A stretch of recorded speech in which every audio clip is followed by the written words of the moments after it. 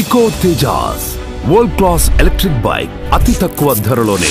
Good news ఏంటంటే చాలా తక్కువ మెయింటెనెన్స్ తో రన్ చేసుకోవచ్చు. ఒక్కసారి ఛార్జింగ్ చేస్తే 120 కిలోమీటర్లు వెళ్ళొచ్చు. హౌస్ వైఫ్, స్టూడెంట్స్ అండ్ మీ ఫ్యామిలీ మెంబర్స్ కి perfect suitable electric vehicle Eco Tejas. ఇదిగో ఇదే టీజీ గారి కోట.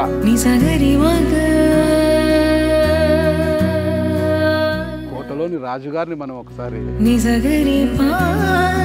దానం చేయడంలో చేతికి వెమ్మకలు లేని మనిషి ఆయన. దాతృత్వానికి మారుపేరు అంటుంటారనమాట. ఢిల్లీలో కేంద్రంలో మీరున్నారు కీలకంగా, ఏపీలో మీ కుమారుడు టీడీపీలో ఉన్నారు మంత్రి. రాష్ట్ర విభజన తరువాత ఏపీలో కాంగ్రెస్ పుట్టగతులు లేకుండా పోయింది కాబట్టి చంద్రబాబు గారి పిలుపు మేరకు టీడీపీలోకి వెళ్ళారు సార్. ఒక 5 మంది రాజ్యసభ సభ్యులు అటు వెళ్ళిపోయారు సార్. వారిలో మీరు కూడా ఒకరు. అప్పుడు కూడా విమర్శలు ఎదుర్కొన్నారు సార్. నేను కనుక చేరకపోతే అందరూ డిస్క్వాలిఫై అయిపోతారు. పార్టీ మారడాలు ఎంతవరకు కరెక్ట్? ఓన్లీ సిద్ధాంతాలతో పార్టీ అనేది ఒక బీజేపీ పార్టీ ఉంది, ఒక సిపిఎం ఉంది, ఒక సిపిఐ ఉంది ఈ దేశంలో. ఈ 3 పార్టీలు తప్ప మిగతా అన్ని ఫ్యామిలీ పార్టీ. ఒకవేళ వైఎస్ రాజశేఖర రెడ్డి గారు బ్రతికి ఉండి ఆయన ముఖ్యమంత్రిగా కొనసాగి ఉంటే రాష్ట్ర విభజన జరిగేది సార్. తెలంగాణ ఇచ్చే ప్రక్రియని మళ్ళీ సమైక్యాంధ్ర ప్రక్రియగా మార్చింది 100% టీజీ వెంకటేష్. మీరు అది చూడండి, హిస్టరీ అది అందరికీ బ్రేక్ అవుతుంది. గతంలో మీరు ఇరిగేషన్ మినిస్టర్గా ఉన్నాడు, ఇరిగేషన్ కోసం పరుగులు పెట్టించారు.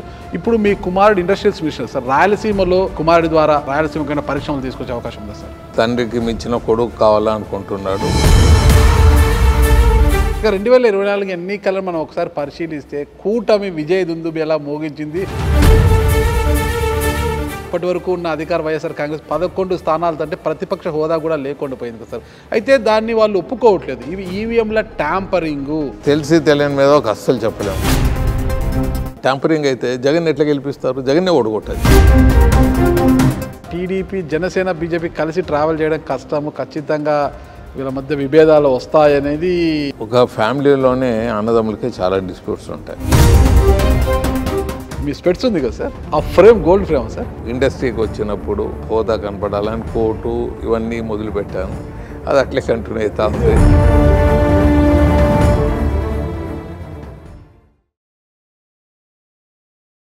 Welcome to Suman TV. నేను మీ నాగరాజ్ బైసెట్టింది. కర్నూలులో పరిచయం అక్కర్లేని పేరు ఆయనది. ఆయన పేరు వినగానే అందరి మధ్యలో రాజమహల్ లాంటి కోట స్మరిస్తుంది.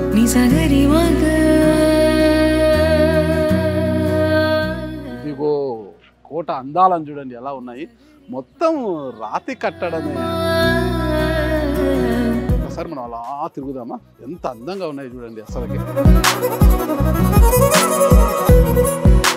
టీజీ వెంకటేష్ గారి ఇంటికి వచ్చామా, మైసూర్ మహారాజా ప్యాలెస్కి వచ్చామా, లేదంటే మైసూర్లోని బృందావన్ గార్డెన్కి వచ్చామా అన్న అనుభూతి ఉంది కదా మీరందరికీ చూస్తుంటే. తుంగభద్ర నదీ తీరానే ఈ కోట వెలసింది. ఒకసారి మనము కోటలోకి వెళ్దాం. ఉదయం లేచిన వెంటనే టీజీ వెంకటేష్ గారు తన కాలకృత్యాలు తీర్చుకొని స్నానం ఆచరించిన వెంటనే సూర్యభగవానికి నమస్కరించినట్టు గోపూజ కూడా చేస్తారు ఆయన. Wow wow wow.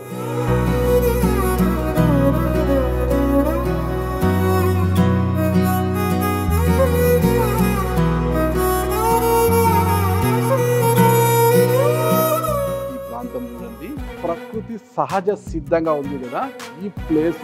ఇక్కడ కూర్చోవడం అన్నా, ఇక్కడ కూర్చొని మాట్లాడడం అన్నా టీజీ వెంకటేష్ గారికి చాలా ఇష్టం.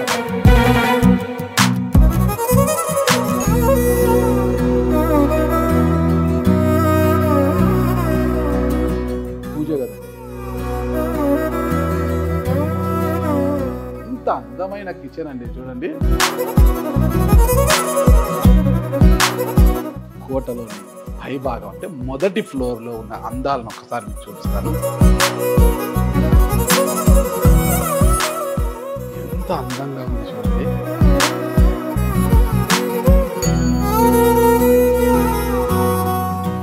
ఏంటిది? ఒక మినీ సినిమా థియేటర్.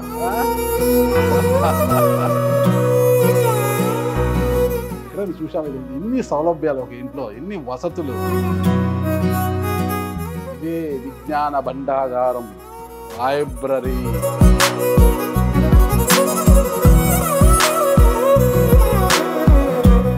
మరి కోటనంతా చూశారు కదా, ఆ కోటలోని రాజుగారిని మన టీజీ వెంకటేష్ గారిని ఒక్కసారి వెళ్ళి పలకరిద్దామమ్మా.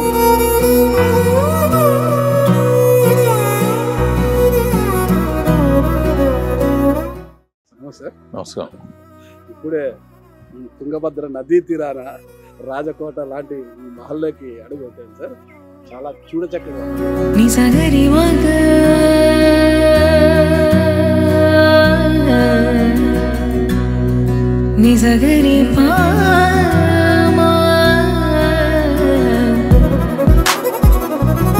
సార్ ఇలా పిలవగానే అదే పరిగెత్తుకుంటూ వచ్చి గుగ్గులు తినడం, తుంగభద్ర నదీ తీరాన చక్కటి వాతావరణంలో రాజ్మహల్ లాంటి కోటను నిర్మించాలని మీకు ఎలా అనిపించింది సార్? అసలు కాలేజీలో చదివినప్పుడు సిస్టర్ బ్రదర్ ఇన్ లా వాళ్ళు ముగ్గురు సిస్టర్లు బెంగళూరులోనే ఉన్నారు. మామూలుగా మేము జాయింట్ ఫ్యామిలీ, చాలామంది 50 మంది ఉండేవాళ్ళం. ఆదోళ్ళు పెద్ద ఇల్లు. అంటే మా నాయన వాళ్ళు 6 మంది అన్నదమ్ములు. They are specialized each sector industrialist, ఒకరేమో పాలిటీషియన్, ఎమ్మెల్యే, ఒక జిల్లా పరిషత్ చైర్మన్, ఇలా ఒక్కొక్కరు ఒక్కొక్క దాంట్లో స్పెషలైజ్డ్ అన్నమాట. అందరూ కలిస్తే 50 మంది ఇంట్లో ఉండేవాళ్ళం. పెద్ద ఇంట్లో ఉండేవాళ్ళం. సో పెద్ద ఇల్లు కాన్సెప్ట్ అనేది మైండ్లో ఆల్రెడీ ఉంది. బెంగళూరు వెళ్ళినప్పుడు మా సిస్టర్ వాళ్ళు ఆ టైంలో బెంగళూరులో లాల్బాగో, విధాన్ సౌదో చూపించేవాళ్ళు. Okay sir, why you should not have this type of bungalow అని అట్లా మైండ్లో క్రియేట్ అయ్యి దాన్ని చిన్నగా తీసుకొని రావటం జరిగింది. ఇట్లా ఇండ్లు పెద్ద ఉండొచ్చు, నాకన్నా పెద్ద ఉండొచ్చు, నాకన్నా చాలా పెద్దగా ఉండొచ్చు. బట్ వాళ్ళకి నది ఉండదు ఇంటి ముందు. Correct sir. నాకు ఇంటి ముందు నది, చక్కటి వాతావరణం, నార్త్ ఈస్ట్ ఫ్లో అవుతుంది, వాస్తుకు పర్ఫెక్ట్ గా ఉంటుంది. ఈశాన్య వైపు probably that is one of the reason ఏమో నేను ఇక్కడ ఓటమని ఉండదు ఫ్రాక్షన్ లీడర్స్తో కానీ లేకపోతే ఎవరితో కానీ. ప్రాబ్లీ ఆ వాస్తు నిజమేమో. ఇక్కడ మీరు పళ్ళ మెరుగు అంటారు, ఇలా ఈశాన్య వైపు ట్రేడ్ యూనియన్ లీడర్స్ లో కానీ, గ్రూప్ లీడర్స్ లో కానీ, ఈ రాయలసీమలో తిరుగులేని వాడిగా ఒక ఫ్రెండ్లీగా, ఎమోషనల్గా ఇక్కడ బతకడం జరుగుతుండదు. రాయలసీమలో ఏంటి సార్, ఉమ్మడి తెలుగు రాష్ట్రాల్లో కూడా మీరు తెలియని వారు లేరు. మీరంటే అందరికీ కూడా సుపరిచితులే సార్. అంటే భారతదేశంలో ఏ హిందూ దేవాలయానికి వెళ్ళినా కూడా అక్కడ మీ చిత్రపటం ఒకటి ఉంటుంది కొన్ని దేవాలయాల దగ్గర. అంటే సార్ ఎంత సంపాదించామనేది కాదు సార్, మనము పేదలకు కావచ్చు, అవసరమైన వారికి ఎంతవరకు ఖర్చు పెడతాము, ఖర్చు పెట్టగలం అనేది ఇక్కడ ప్రమాణిస్తారు. అందరూ సంపాదిస్తారు సార్. అంటే జోబులో నుంచి 10 రూపాయలు తీసి ఖర్చు పెట్టడం కూడా గొప్పే సార్. ఆ విషయంలో టీజీ వెంకటేష్ గారి చేతికి ఎమ్మకలేదు అంటుంటారు సార్. ఫ్యాక్ట్ వచ్చి ఏమవుతుందంటే, it's hours is a poor country and Rayalaseema ఇది ది పూరెస్ట్ ప్లేస్. సో న్యాచురల్గా డబ్బు ఉండేవాడు ప్రభుత్వ పరంగా ఆదుకోవాలి, సొంతం కూడా ఆదుకోవాలి. Okay sir. ఇక్కడ నేను లైఫ్ కర్నూలులో 40 years బ్యాక్ స్టార్ట్ చేసినప్పుడు, 40 దగ్గర 50 years అవుతా ఉంది. 50 years బ్యాక్ నేను కర్నూలులో లైఫ్ స్టార్ట్ చేసినప్పుడు, ఇండస్ట్రీస్ అవి పెట్టేది మొదలుపెట్టినప్పుడు పూరెస్ట్ ప్లేస్ ఇది సార్. అంతా స్లమ్ ఏరియా కర్నూలు అంటే. ఒకనప్పుడు ఒక రాజధాని ఉండేది కానీ it's totally slum area.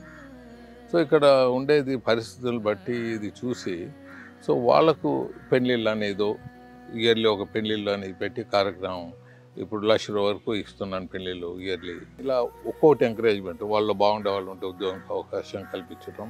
Okay. So ఆ డేట్లో నేను పెట్టే డేట్లో వాళ్ళు ఎంతమంది వస్తే అంతమంది పెళ్ళిళ్ళు చేయటం అనవైతే. పెళ్లి చేసి 1 లక్ష రూపాయలు ఇస్తారు. ఆ పెళ్ళి 1 లక్ష రూపాయలు ఇద్దరికే కలిపి, బంగారువి క్యాష్ అంతా కలిపి. ఇప్పుడు అది తక్కువ అమౌంట్ కావచ్చు సార్. ఇప్పుడు ఆ పెళ్ళిళ్ళు అనేది తక్కువ ఖర్చు కనపడచ్చు జనాలకు. అప్పుడు పూరెస్ట్ ప్లేస్గా ఉన్నప్పుడు నేను ఈ స్కీమ్ మొదలుపెట్టినప్పుడు అది ప్రజలకు వరంగా ఉండేది. ఇప్పుడు కూడా తక్కువ విషయం ఏం కాదు సార్. అంటే 100 అంటే ఇప్పుడు ఒక చిన్న ఫ్యామిలీ మైనార్టీస్కు ప్రభుత్వమే 50,000 ఇస్తానంటుంటుంది, బీసీలకు ఇస్తానంటుంది, ఇలా తగ్గిపోతూ వస్తుంది. మనకు ఇలా అప్పుడు మాదిరిగా హండ్రెడ్స్ ఆఫ్ పీపుల్ పెళ్ళిళ్ళు చేసుకునేది తక్కువ వస్తుంది. చెప్తే ఎవరో మనం అనౌన్స్ చేసినా తక్కువ వస్తుంది. But anyway needy people they will come and marry. So ఇది ఈ విధంగా ఉంటుంది ఇది. మరి అలాగే ఇక్కడ ఉండే ప్రాంతాల్లో చూసుకొని ఇక్కడ ఆల్కహాల్, స్మోకింగు, ఈ కల్తీ కళ్ళు ఇవంతా ఎక్కువ. Thousands of people are dying అనమాట ఈ అడల్ట్రేషన్, ఆల్కహాల్ ఇవంతా. సో ఇది ఒక స్కీమ్ అనేది నాన్ ఆల్కహాలిక్ నాన్ స్మోకింగ్ అనేది నా ఇండస్ట్రీలో నా ఎంప్లాయీస్కి పెట్టాను. 3000 మంది ఎంప్లాయీస్కు గత 23 ఇయర్స్గా ఇస్తున్నాను నేను. Almost 1500 rupees each employee they will get. 40 to 45 lakhs I'm spending every month. Okay. ఇది historical thing in the universe. ఎక్కడ ఎవడు ఇది పెట్టలేదు. ఏమంటే అట్లీస్ట్ నా దగ్గర పని చేసే వాళ్ళన్నా ఆ హ్యాబిట్స్కి దూరంగా ఉండాలని. Okay sir. ఎవడన్నా దొరికితే ఉద్యోగం తీసేస్తాము. ఓకే. ఏమైనా దొంగచాటుని వల్ల ఏమైనా తాగల కానీ ఓపెన్గా వచ్చి తాగేది అవంతా ఉంటే they will be in trouble. ఈ ఆర్కిటెక్చర్ డిజైనర్స్ అంటే ఇది అన్న మీ మస్తిష్కంలో నుంచి వెలువడిన డిజైన్ ఇది ఇలా ఉండాలి అనేసి ఇది ఉంది, పోర్టుగా ఉంది. Okay sir. అది ఫ్రెంచ్ది. సో ఇటాలియన్ది ఉంది. So French Italian. సో ఒక్కొక్క ఆ బుక్స్లో మ్యాగజైన్స్లో కట్ చేసి తపతి అని ఉండేవాళ్ళు. Okay sir. అంటే మహారాజుల దగ్గర ప్యాలెస్లు కట్టిన వాళ్ళు వాళ్ళకి వంశం ఇప్పటికీ ఉంది మద్రాసులో. వాళ్ళని పిలిపించి వాళ్ళ కటింగ్స్ ఇస్తే చేసేవాళ్ళు అప్పుడు. ఓకే. అంతే అదే మీ డిజైన్ సార్ ఇదంతా కూడా. నేను పేపర్ కటింగ్ ఇస్తే వాళ్ళు సెట్ చేసి ఇచ్చేవాళ్ళు. చాలా బట్ స్కిల్ వాళ్ళకి ఆ స్కిల్ ఉంది. అది సౌత్ ఆఫ్రికాది. ఆ పైన డూమ్ వచ్చి ఒక డూమ్ మన ఇండియన్ ప్యాలెస్ లో ఉండే గ్రిల్స్ అవి. ఎంతకాలం పట్టింది సార్ ఈ ఇంటిని మనం అప్పుడు కట్టేది 1.5 year లో కట్టి. ఏంటి సార్ ఇప్పుడు ఇంత పెద్ద అందమైన చుట్టూ క్లాక్ టవర్స్ కూడా పెట్టారు, డూమ్ పెట్టారు. మళ్ళీ అది లండన్ టవర్. అది పొడుగా ఉంటుంది. ఇప్పుడే కోట అని తలపిస్తుంది సార్. అసలు దానిపైన 2 floors వేయబోతున్నారంట. 2 floors ఏమి వేయటం లేదు. 2 floors కంప్లీట్ చేసింటి సార్. బట్ వాడుకలో పెట్టుకోలేదు. ఓన్లీ స్లాబ్ వేసి పెట్టింటి. ఇప్పుడు వాడుకలో తీసుకొని వస్తాం. మొత్తం కూడా రాతి కట్టడమే సార్. రాతిది. ఆ స్టోన్ ఏది సార్? ఏ స్టోన్ సార్? గ్రానైట్ స్టోన్ మనకు ఈ ఆదోని సైడ్ ఉంటుంది సార్. ఈ కాంపౌండ్ వాల్ బ్లాక్ స్టోన్ ఉంటుంది, అది కర్నూలు ఏరియా. అది ఇక్కడ అంతా బర్డ్స్.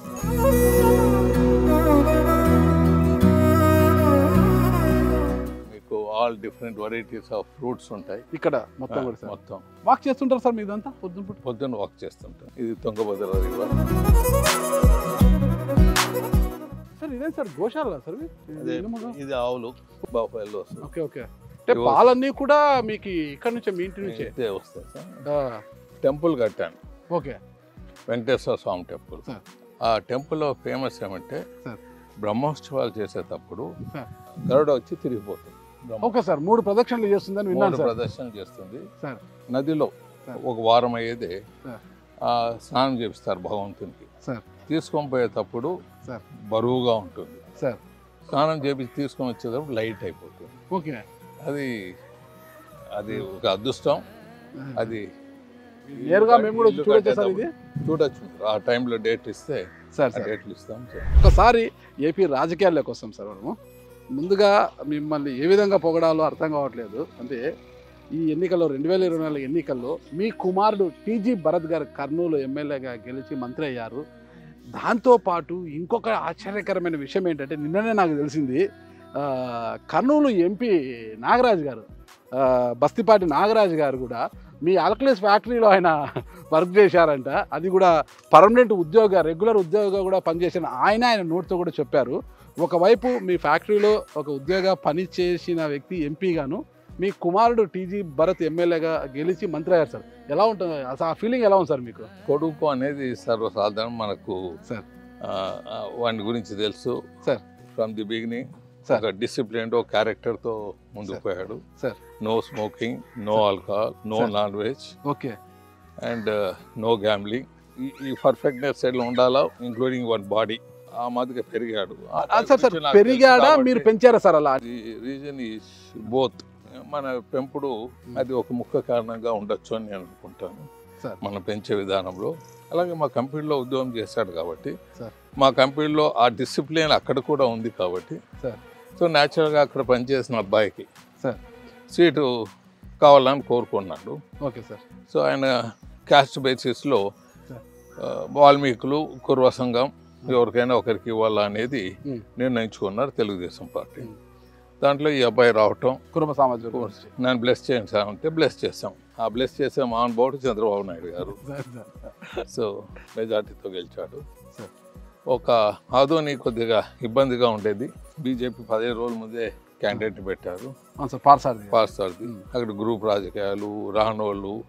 సో అక్కడ కాంప్రమైజ్ చేసి చాలామంది కోరికలతో బీజేపీలో ఉండే ఎమ్మెల్యేలు, లోకల్ ఉండేవాళ్ళు ఆ గలాట ఉంటే కాంప్రమైజ్ చేసి అతన్ని గెలిపించే దాంట్లో దిశలో ముందుకు పోయి ఆదోని అసలు ఆదోని మీ సొంతూరు కదా సార్, మీ సొంతూరు కాబట్టి స్వగ్రామం. అక్కడ అంటే మీరు కీలక పాత్ర పోషించారు పార్థసారథి గారి యొక్క ఆదోని విజయంలో అంటారు. ఆదోని కోడుమూరు ఒకటి. సార్. కోడుమూరులో కూడా మా స్టాండ్ ఎక్కువ ఉంటుంది. నా విలేజెస్ అంతా నా సార్. యునైటెడ్ కర్నూలు ఉన్నప్పుడు, యునైటెడ్ కర్నూలు కాన్స్టిట్యున్సీ ఉన్నప్పుడు సార్. చాలా విలేజెస్ నా కింద ఉండేది. సార్. సో ఒక దగ్గర నియర్లీ ఒక మండలం వరకు నా ఇన్ఫ్లుయెన్స్ నడుస్తుంది అక్కడ. ఓకే. సో ఆదోని చుట్టుపక్కల కాన్స్టిట్యున్సీస్, బికాజ్ మా ఫాదర్ వాళ్ళంతా రాజకీయాల్లో ఫ్రీడమ్ ఫైటర్స్, 6 మంది అన్నదమ్ములు జైలుకు పోయి వచ్చిన వాళ్ళు ఫ్రీడమ్ ఫైటర్స్గా. ఎక్కువ శాతం మా తిమ్మయ్య శెట్టి గారు 6 నెలల పైన జైల్లోనే ఉండ్రి. సో వాళ్ళంతా ఇండస్ట్రియలిస్టు, అగ్రికల్చరలిస్టు 130 సంవత్సరాలుగా. అటువంటి ఫ్యామిలీ నుంచి మేము వచ్చాము. ఆ అబ్బాయి కూడా సూటబుల్ అనుకొని హెల్ప్ చేయటము లేకపోతే పుష్ చేయటము జరిగింది. Okay sir. అంటే ఇక్కడ మీ ఆశీర్వాదంతో మీ కుమారుడు కావచ్చు, ఎంపీ నాగరాజు గారు చుట్టూ కోడుమూరు అభ్యర్థి దస్తగిరి, లేకపోతే ఆదోనిలో పార్థసారథి గారి యొక్క విజయాల్లో మీ పాత్ర అయితే చాలా కీలకం. అంటే పత్తికొండలో అంత తక్కువ ఉంటుంది సార్. మిగతా కాన్స్టిట్యున్సీస్లో కర్నూలు పార్లమెంట్ ఏరియాలో ఇండైరెక్ట్లీ డైరెక్ట్లీ ఎక్కువ శాతం ఉంటుంది క్లయింట్స్. మేము చిన్నప్పుడు స్కూల్కి పోయే రోజులనే నిజంగా పావాలంతా ఇంటికి వచ్చిపోయేవాళ్ళు. వాళ్ళు కర్ణాటక చీఫ్ మినిస్టర్ ఉన్నప్పుడు ఇంటికి వచ్చేవాళ్ళు, అక్కడ భోజనం చేసేవాళ్ళు. ఇప్పుడంటే చీఫ్ మినిస్టర్లు ఇంట్లోకి రారు. లాస్ట్ ఎన్టీ రామారావుతో ముగిసిపోయింది. అంతకుముందు అంతా చీఫ్ మినిస్టర్లు అంతా ఇంట్లోకి వచ్చి భోజనం చేసి అందరితో కలిసిమెలిసి ముందుకు పోయేవాళ్ళు. ఇప్పుడు అంతా జెట్ ఫ్లైట్ స్పీడ్లో ఉంటారు. This is a different one. Sir, 2009లో మీరు ఎమ్మెల్యేగా గెలిచిన తర్వాత ఇరిగేషన్ మంత్రిగా పనిచేశారు. అంటే గతంలో మీరు, ఇప్పుడు మీ కుమారుడు ఎలా ఉంది సార్? అది దేశ అభివృద్ధికి 2 కళ్ళు లాంటివి. ఎందుకంటే రైతు, కార్మికుడు. అవును సార్. నా కొడుకుది కార్మికుడు ఉండేది, నేను ఉన్నది పోర్ట్ఫోలియో రైతు సార్. సో నేను చాలా అన్ఇమాజినబుల్గా ఒక వైపు సమైకాంధ్ర పోరాటం చేస్తూ, రాయలసీమ హక్కుల్లో పోరాటం చేస్తూ, మరి అభివృద్ధిలో ది బెస్ట్ అని అనిపించుకున్నాను. తెలంగాణలో ఇర్రెస్పెక్ట్ ఆఫ్ ఎనీ పొలిటికల్ పార్టీ, తెలంగాణలో, ఆంధ్ర ఏరియాలో ఏ ఎమ్మెల్యే వచ్చినా నాకు హిస్టరీ, వారికి ఒట్టి చేతుల్లో పంపకుండా వారికి అడిగిన కోరికలంతా 100కి 99 వంతులు నేను పూర్తి చేయటం జరిగింది. కేసీఆర్ కొడుకు, అల్లుడు హరీష్ రావు వాళ్ళూరు వచ్చేవాళ్ళు, వాళ్ళూరు అడగచ్చు మీరు. ఎప్పుడు నేను ఎంటీ హ్యాండ్స్తో పంపలేదు. ఒక పక్క ఫైట్ చేస్తూ ఉంటుంది, ఒక పక్క సమైక్యాంధ్ర చేస్తూనే తెలంగాణ ప్రాంత ప్రయోజనాల కోసం కూడా మీరు ఎక్కడ డిస్సాటిస్ఫాక్షన్ అనేది లేదు నా పోర్ట్ఫోలియోలో. Okay sir. ఎవరైనా కాంట్రాక్ట్లు ఎమ్మెల్యేలు చేయాలనుకునే వాళ్ళకు కొద్దిగా డిస్సాటిస్ఫాక్షన్ ఉండొచ్చు. ఎందుకంటే నేను I was not entertaining that one. So అది కొద్దిగా డిస్సాటిస్ఫాక్షన్ ఉండొచ్చు. But majority of them they wanted to develop. I given a good hand to them. And especially తెలంగాణలో most of the MLAs, they used to come to me. One side they are fighting, another side they are coming to me. ఎందుకంటే అక్కడంతా చెరువులు, canal irrigation చాలా తక్కువ తెలంగాణలో. అప్పుడు ఎప్పుడో పూర్వకాలంలో కట్టిన చెరువులు, దాని మీద డిపెండ్ అయ్యేవి ఎక్కువ అనమాట. సో నేను ఒక స్కీమ్ డెవలప్ చేస్తున్నాను శాటిలైట్ ద్వారా. అది ఇంప్లిమెంటేషన్ లెవెల్కి మా టర్మ్ అయిపోయింది. ఆ శాటిలైట్ ద్వారా కిరణ్ కుమార్ రెడ్డి గారు బాగా ఎంకరేజ్ చేసేవాళ్ళు. ఆ పోర్ట్ఫోలియోలో ఏం కావాలన్నా ఫ్రీడమ్ ఇచ్చారు. యూ గో హెడ్ అనేవాళ్ళు. అంటే నా ఒక్కరికి ఏం అడిగితే అది అప్రూవల్ ఇచ్చామన్నాడు officer. Go ahead for the development అన్నాడు. Not even 1 year he has made a full stop. బడ్జెట్లో ఉండకపోని whatever Venkatesh said you go ahead అన్నాడు. సో ఆ విధంగా డెవలప్మెంట్కి ముందుకు పోయి శాటిలైట్ ద్వారా లింకేజ్ కెనాల్ నుంచి, కెనాల్ వాటరు చెరువులు నింపేటట్లా, చెరువుల నుంచి బావులు, దాంట్లోకి వాటర్ పోయేటట్లా ఇవంతా స్కీమ్ డెవలప్ చేస్తాం శాటిలైట్ స్కీమ్ ద్వారా. అంటే ఇప్పుడు ఫ్లడ్స్ వచ్చినప్పుడు చెరువులు నింపి పారేసేది. కొన్ని దగ్గర చెరువులు నిండుతాయి, కొన్ని దగ్గర చెరువులు నిండవు. వాటర్ని బెస్ట్ యూటిలైజేషన్. అదే డ్యామ్ కట్టి తెలంగాణ వాళ్ళు వాడుకున్నారు. ఇప్పుడు వాటర్ స్కీమ్ ఐ డెవలప్, కాలువలు నింపటం, నీళ్ళకి drinking water, that has been implemented. ఇది తెలంగాణలో చేశారు. కానీ ఆంధ్రాలో YSR government they are not attempted okay okay that scheme they are not attempted. Sir గతంలో మీరు ఇరిగేషన్ మంత్రిగా ఉన్నప్పుడు రాయలసీమలో ఇరిగేషన్ ప్రాజెక్టుల కోసమే శ్రమించారు సార్. అయితే గడిచిన 5 ఏళ్లలో లాస్ట్ 5 yearsలో ఇరిగేషన్ అనేదే అసలు ఆ ఊస లేకుండా పోయింది సార్ రాయలసీమలో. అసలు ఎలా చూడొచ్చు సార్ దీనికి? బ్లేమ్ చేసినట్లుంటుంది గత ప్రభుత్వం మీద. సార్ అది అందరికీ తెలిసిన విషయమే.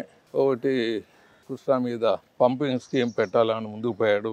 ఎత్తిపోతల పథకం. ఎత్తిపోతల అవును పథకం. అది ఎత్తిపోతలు అయిపోయింది. సార్ జగన్ గారికి నేను కలిసి చెప్పటం, ఒకే తూరు కలిసి మాట్లాడటం, ఒకటే తూరి 2-3 తూర్లు కలిసి ఉండొచ్చు, సార్ బట్ కలిసి మాట్లాడటం రాయలసీమ ప్రాంతాన్ని లేదు. That's I have my own style of working, sir నేను చేస్తాను అని అన్నాడు. సార్ ఆయన చేసింది ఏమంటే without approval, without any taking in to confidence, sir other state hundreds of crores, thousands have invested in the ఎత్తిపోతల పథకం. ఎత్తిపోతల అది ఎత్తిపోతలు అయిపోయింది. అట్లీస్ట్ గవర్నమెంట్ పక్కన ఉంది, సార్ వాళ్ళు పోయి స్టే తీసుకున్నారు. సార్ అట్లీస్ట్ డ్రింకింగ్ వాటర్ వరకు మీ వాళ్ళు ఈ కోర్టులో కేసు తెగేంత వరకు సార్ ఈ స్కీమ్ని వాడుకొని, సార్ ఎట్లా వాడుకుంటాం, మీ వాళ్ళని పెట్టండి, సార్ మీ వాళ్ళని పెట్టి మా వాళ్ళు ఉంటారు, ఇద్దరు ద్వారానైనా ఆ గవర్నమెంట్ ఇది ట్రిబ్యునల్ అవార్డు వచ్చేంత వరకు మాకు తాగేదానికి నీళ్ళన్నా ఉండేదానికి అవకాశం కల్పించండి అని పోయింటే బాగుండేది. Okay okay sir. Is not utilized at all ఫ్రెండ్షిప్ని తెలంగాణ సార్ సార్ నాయకులకి. ఓన్లీ ఎలక్షన్ వరకు, పాలిటిక్స్ వరకు వాడుకున్నారు. కానీ ఈ డెవలప్మెంట్ విషయంలో not even 1% is utilized Telangana leaders friendship. Okay okay వాళ్ళకి వీళ్ళకి వాళ్ళు సహకరించుకోవటం, తెలంగాణ గెలిచిన వాడిని వాళ్ళ పార్టీలో చేర్చటం వైఎస్ఆర్, ఇది తప్ప. సార్ వాళ్ళు they are not developed together. Okay okay. ఒక గుండ్రేవల్ సిద్ధేశ్వరము, గుండ్రేవల రెండు ప్రాజెక్టులు ఇక్కడ కీలకం సార్. సిద్ధేశ్వరం రోషే గారితో సార్ నేను మూవ్ చేశాను. సార్ ఆయన ఫైనాన్స్ మినిస్టర్ ఉన్నప్పుడు దానికి స్మాల్ అమౌంట్ ఇచ్చాడు సార్ దాన్ని సర్వే చేసేకి. Because some reason or other మళ్ళీ ఆయనకు ఏం బ్రేక్స్ పడినాయో అది నిలబడిపోయింది. అటువంటి ఇష్యూ జరిగింది సార్. ఎందుకంటే ఈ 2 ప్రాజెక్టులు కొంతమంది మిత్రులు నాకు సహకరించడం, ఏమైనా ముందుకు స్టెప్ వేసానంటే ఆ స్టెప్ నా ద్వారానే జరిగింది. చాలామంది నాకు అసిస్ట్ చేసి ఉండొచ్చు, వాళ్ళే పోరాడి ఉండొచ్చు, కానీ ఇంప్లిమెంటేషను ముందుకు పోవటం అనేది only I was able to do it. సిద్ధేశ్వరంది ఇంకోటి ప్రాజెక్ట్ ఒక ఇష్యూ అయింది sir. Iconic bridge. Sir iconic bridge అనవసరంగా బీజేపీని సార్ బ్లేమ్ చేశారు. నేను పార్లమెంట్ కమిటీ చైర్మన్గా ఉన్నప్పుడు నా కింద 6 పోర్ట్ఫోలియోస్ ఉండేది. National highway, shipping, civil aviation, tourism, culture, railway safety sir. ఇవన్నీ దేశానికి సంబంధించి మొత్తం ఆల్ ఇండియా లెవెల్ది biggest portfolio. Okay. And best committee చైర్మన్గా 3 సంవత్సరాలు నన్ను రికగ్నైజ్ చేయటం జరిగింది. సత్కరించారు కూడా సార్, మీకు సత్కరించారు. ప్రెసిడెంట్ ఆఫ్ ఇండియా లెవెల్ నుంచి మాకు గౌరవం ఇప్పించారు వాళ్ళు. సో ఇది ఒక సబ్జెక్టు. దీనికి నేషనల్ హైవే వచ్చేప్పటికి మనకు నడ్కర్ గారు, నితిన్ నడ్కర్ గారు ఆయన వచ్చి ఎవరిపైన కన్సర్న్ రాస్తాడు సార్.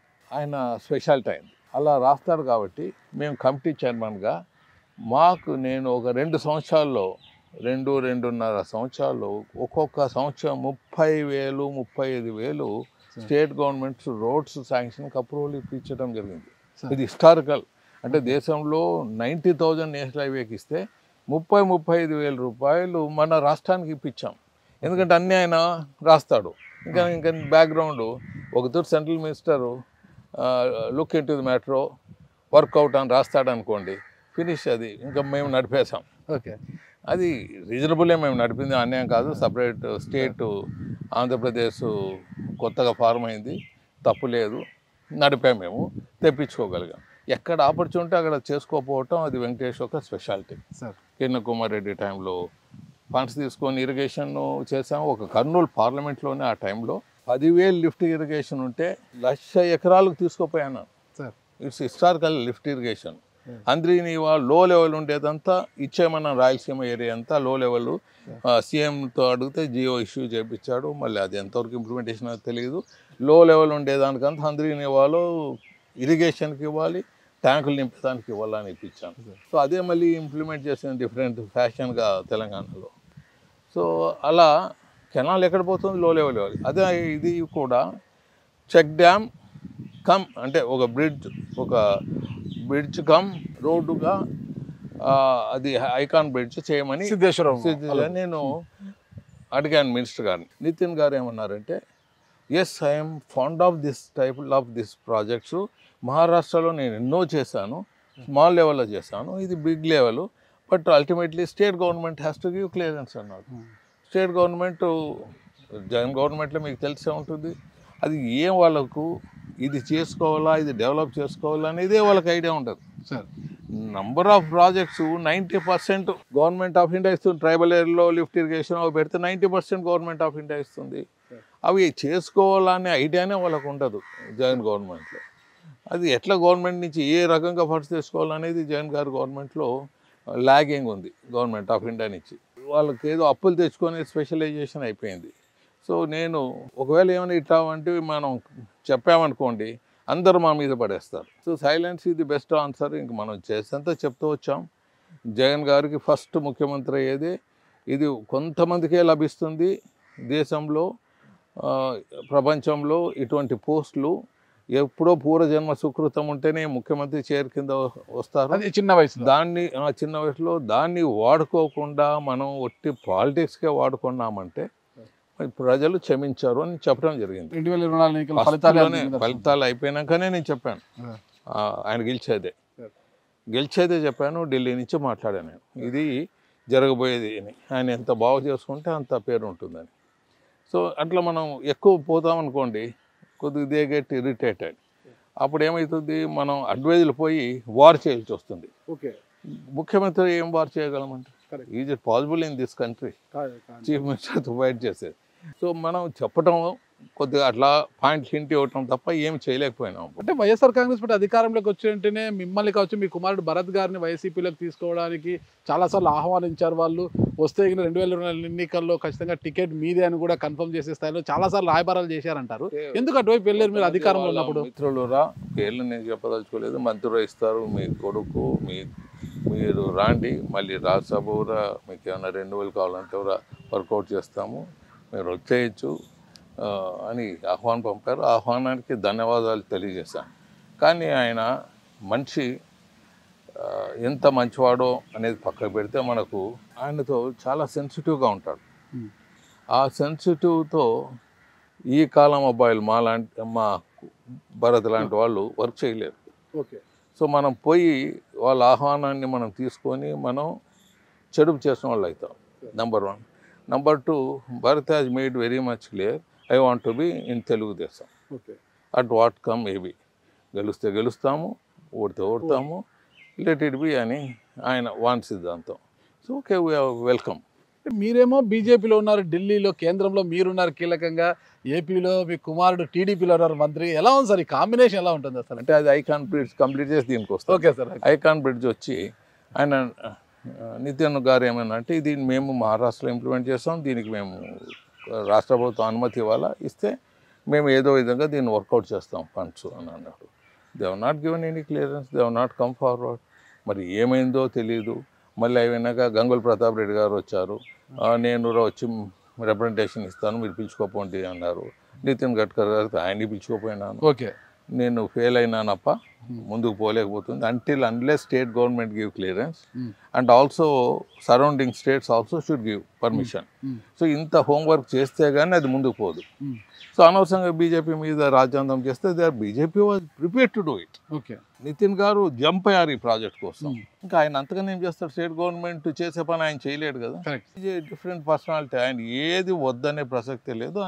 ఆయన మీద మనం చెడ్డగా మాట్లాడటం అంత తప్పని నేను తెలియజేస్తున్నాను. ఎందుకంటే చేసామని మనం ఎప్పుడని రాదు. Correct sir. What come maybe, what ever it maybe, మనకు సాయం మన ప్రాంతానికి చేశాడు. రోడ్లకు బ్రహ్మాండంగా ఇచ్చాడు, చంద్రబాబు టైంలో బ్రహ్మాండంగా ఇచ్చాడు. మళ్ళీ నేను చైర్మన్గా ఉన్నప్పుడు నేను తెచ్చాను. ఇర్రెస్పెక్ట్ ఆఫ్ గవర్నమెంట్, జగన్ గవర్నమెంట్ అది కాదు, స్టేట్కి కావాల్సింది తెచ్చాము. సో ఈ విధంగా ఇట్లా నిలబడిపోయింది. మనం ఏం చేయమంటారు చెప్పండి, ఇలా ఉంది. ఇంకా మీరు అడిగారు మీరు అడిగే క్వశ్చన్ జనరల్గా ఎక్కువగా ఉంటాయి మాకు. మీరు బీజేపీలో ఉంటారు, కొడుకు తెలుగుదేశం ఉంటారు, అధికారం ఎక్కడ ఉంటే అక్కడ ఉంటారు అని. నంబర్ 1, అధికారం ఎక్కడ ఉంటే అక్కడ ప్రజలకు మేలు జరుగుతుంది కదా. ఉంటే ఏమైనా అప్పగంట పోతుంది. లేదు సార్, నాతో అంత హానెస్ట్గా పనిచేసే టీజీవీ అనే వాళ్ళు మీరు వెతుకుతారో కొద్ది మందిలో టీజీ వెంకటేష్ దొరుకుతాడు. మళ్ళీ మీ అప్పగంటే ఏం పోతుందిరా నేను ఏ పార్టీలో ఉంటేమి.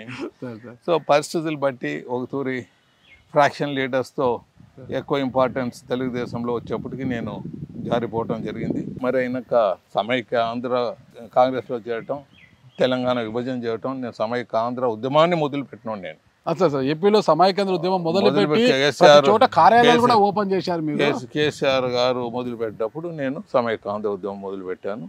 మళ్ళీ ఆ టైంలో నేను పెట్టినవన్నీ అక్కడ ఓడిపోయినాను. ఎంతో కష్టపడ్డాను. నా జీవితాన్ని 12 సంవత్సరాల్లో నా డెవలప్మెంట్ అంతా పోగొట్టుకున్నాను. రాయలసీమ హక్కులు ఒకటి పోరాడాను, దానికి ఇది చేశాను. సో అక్కడ ఓడిపోయినాను.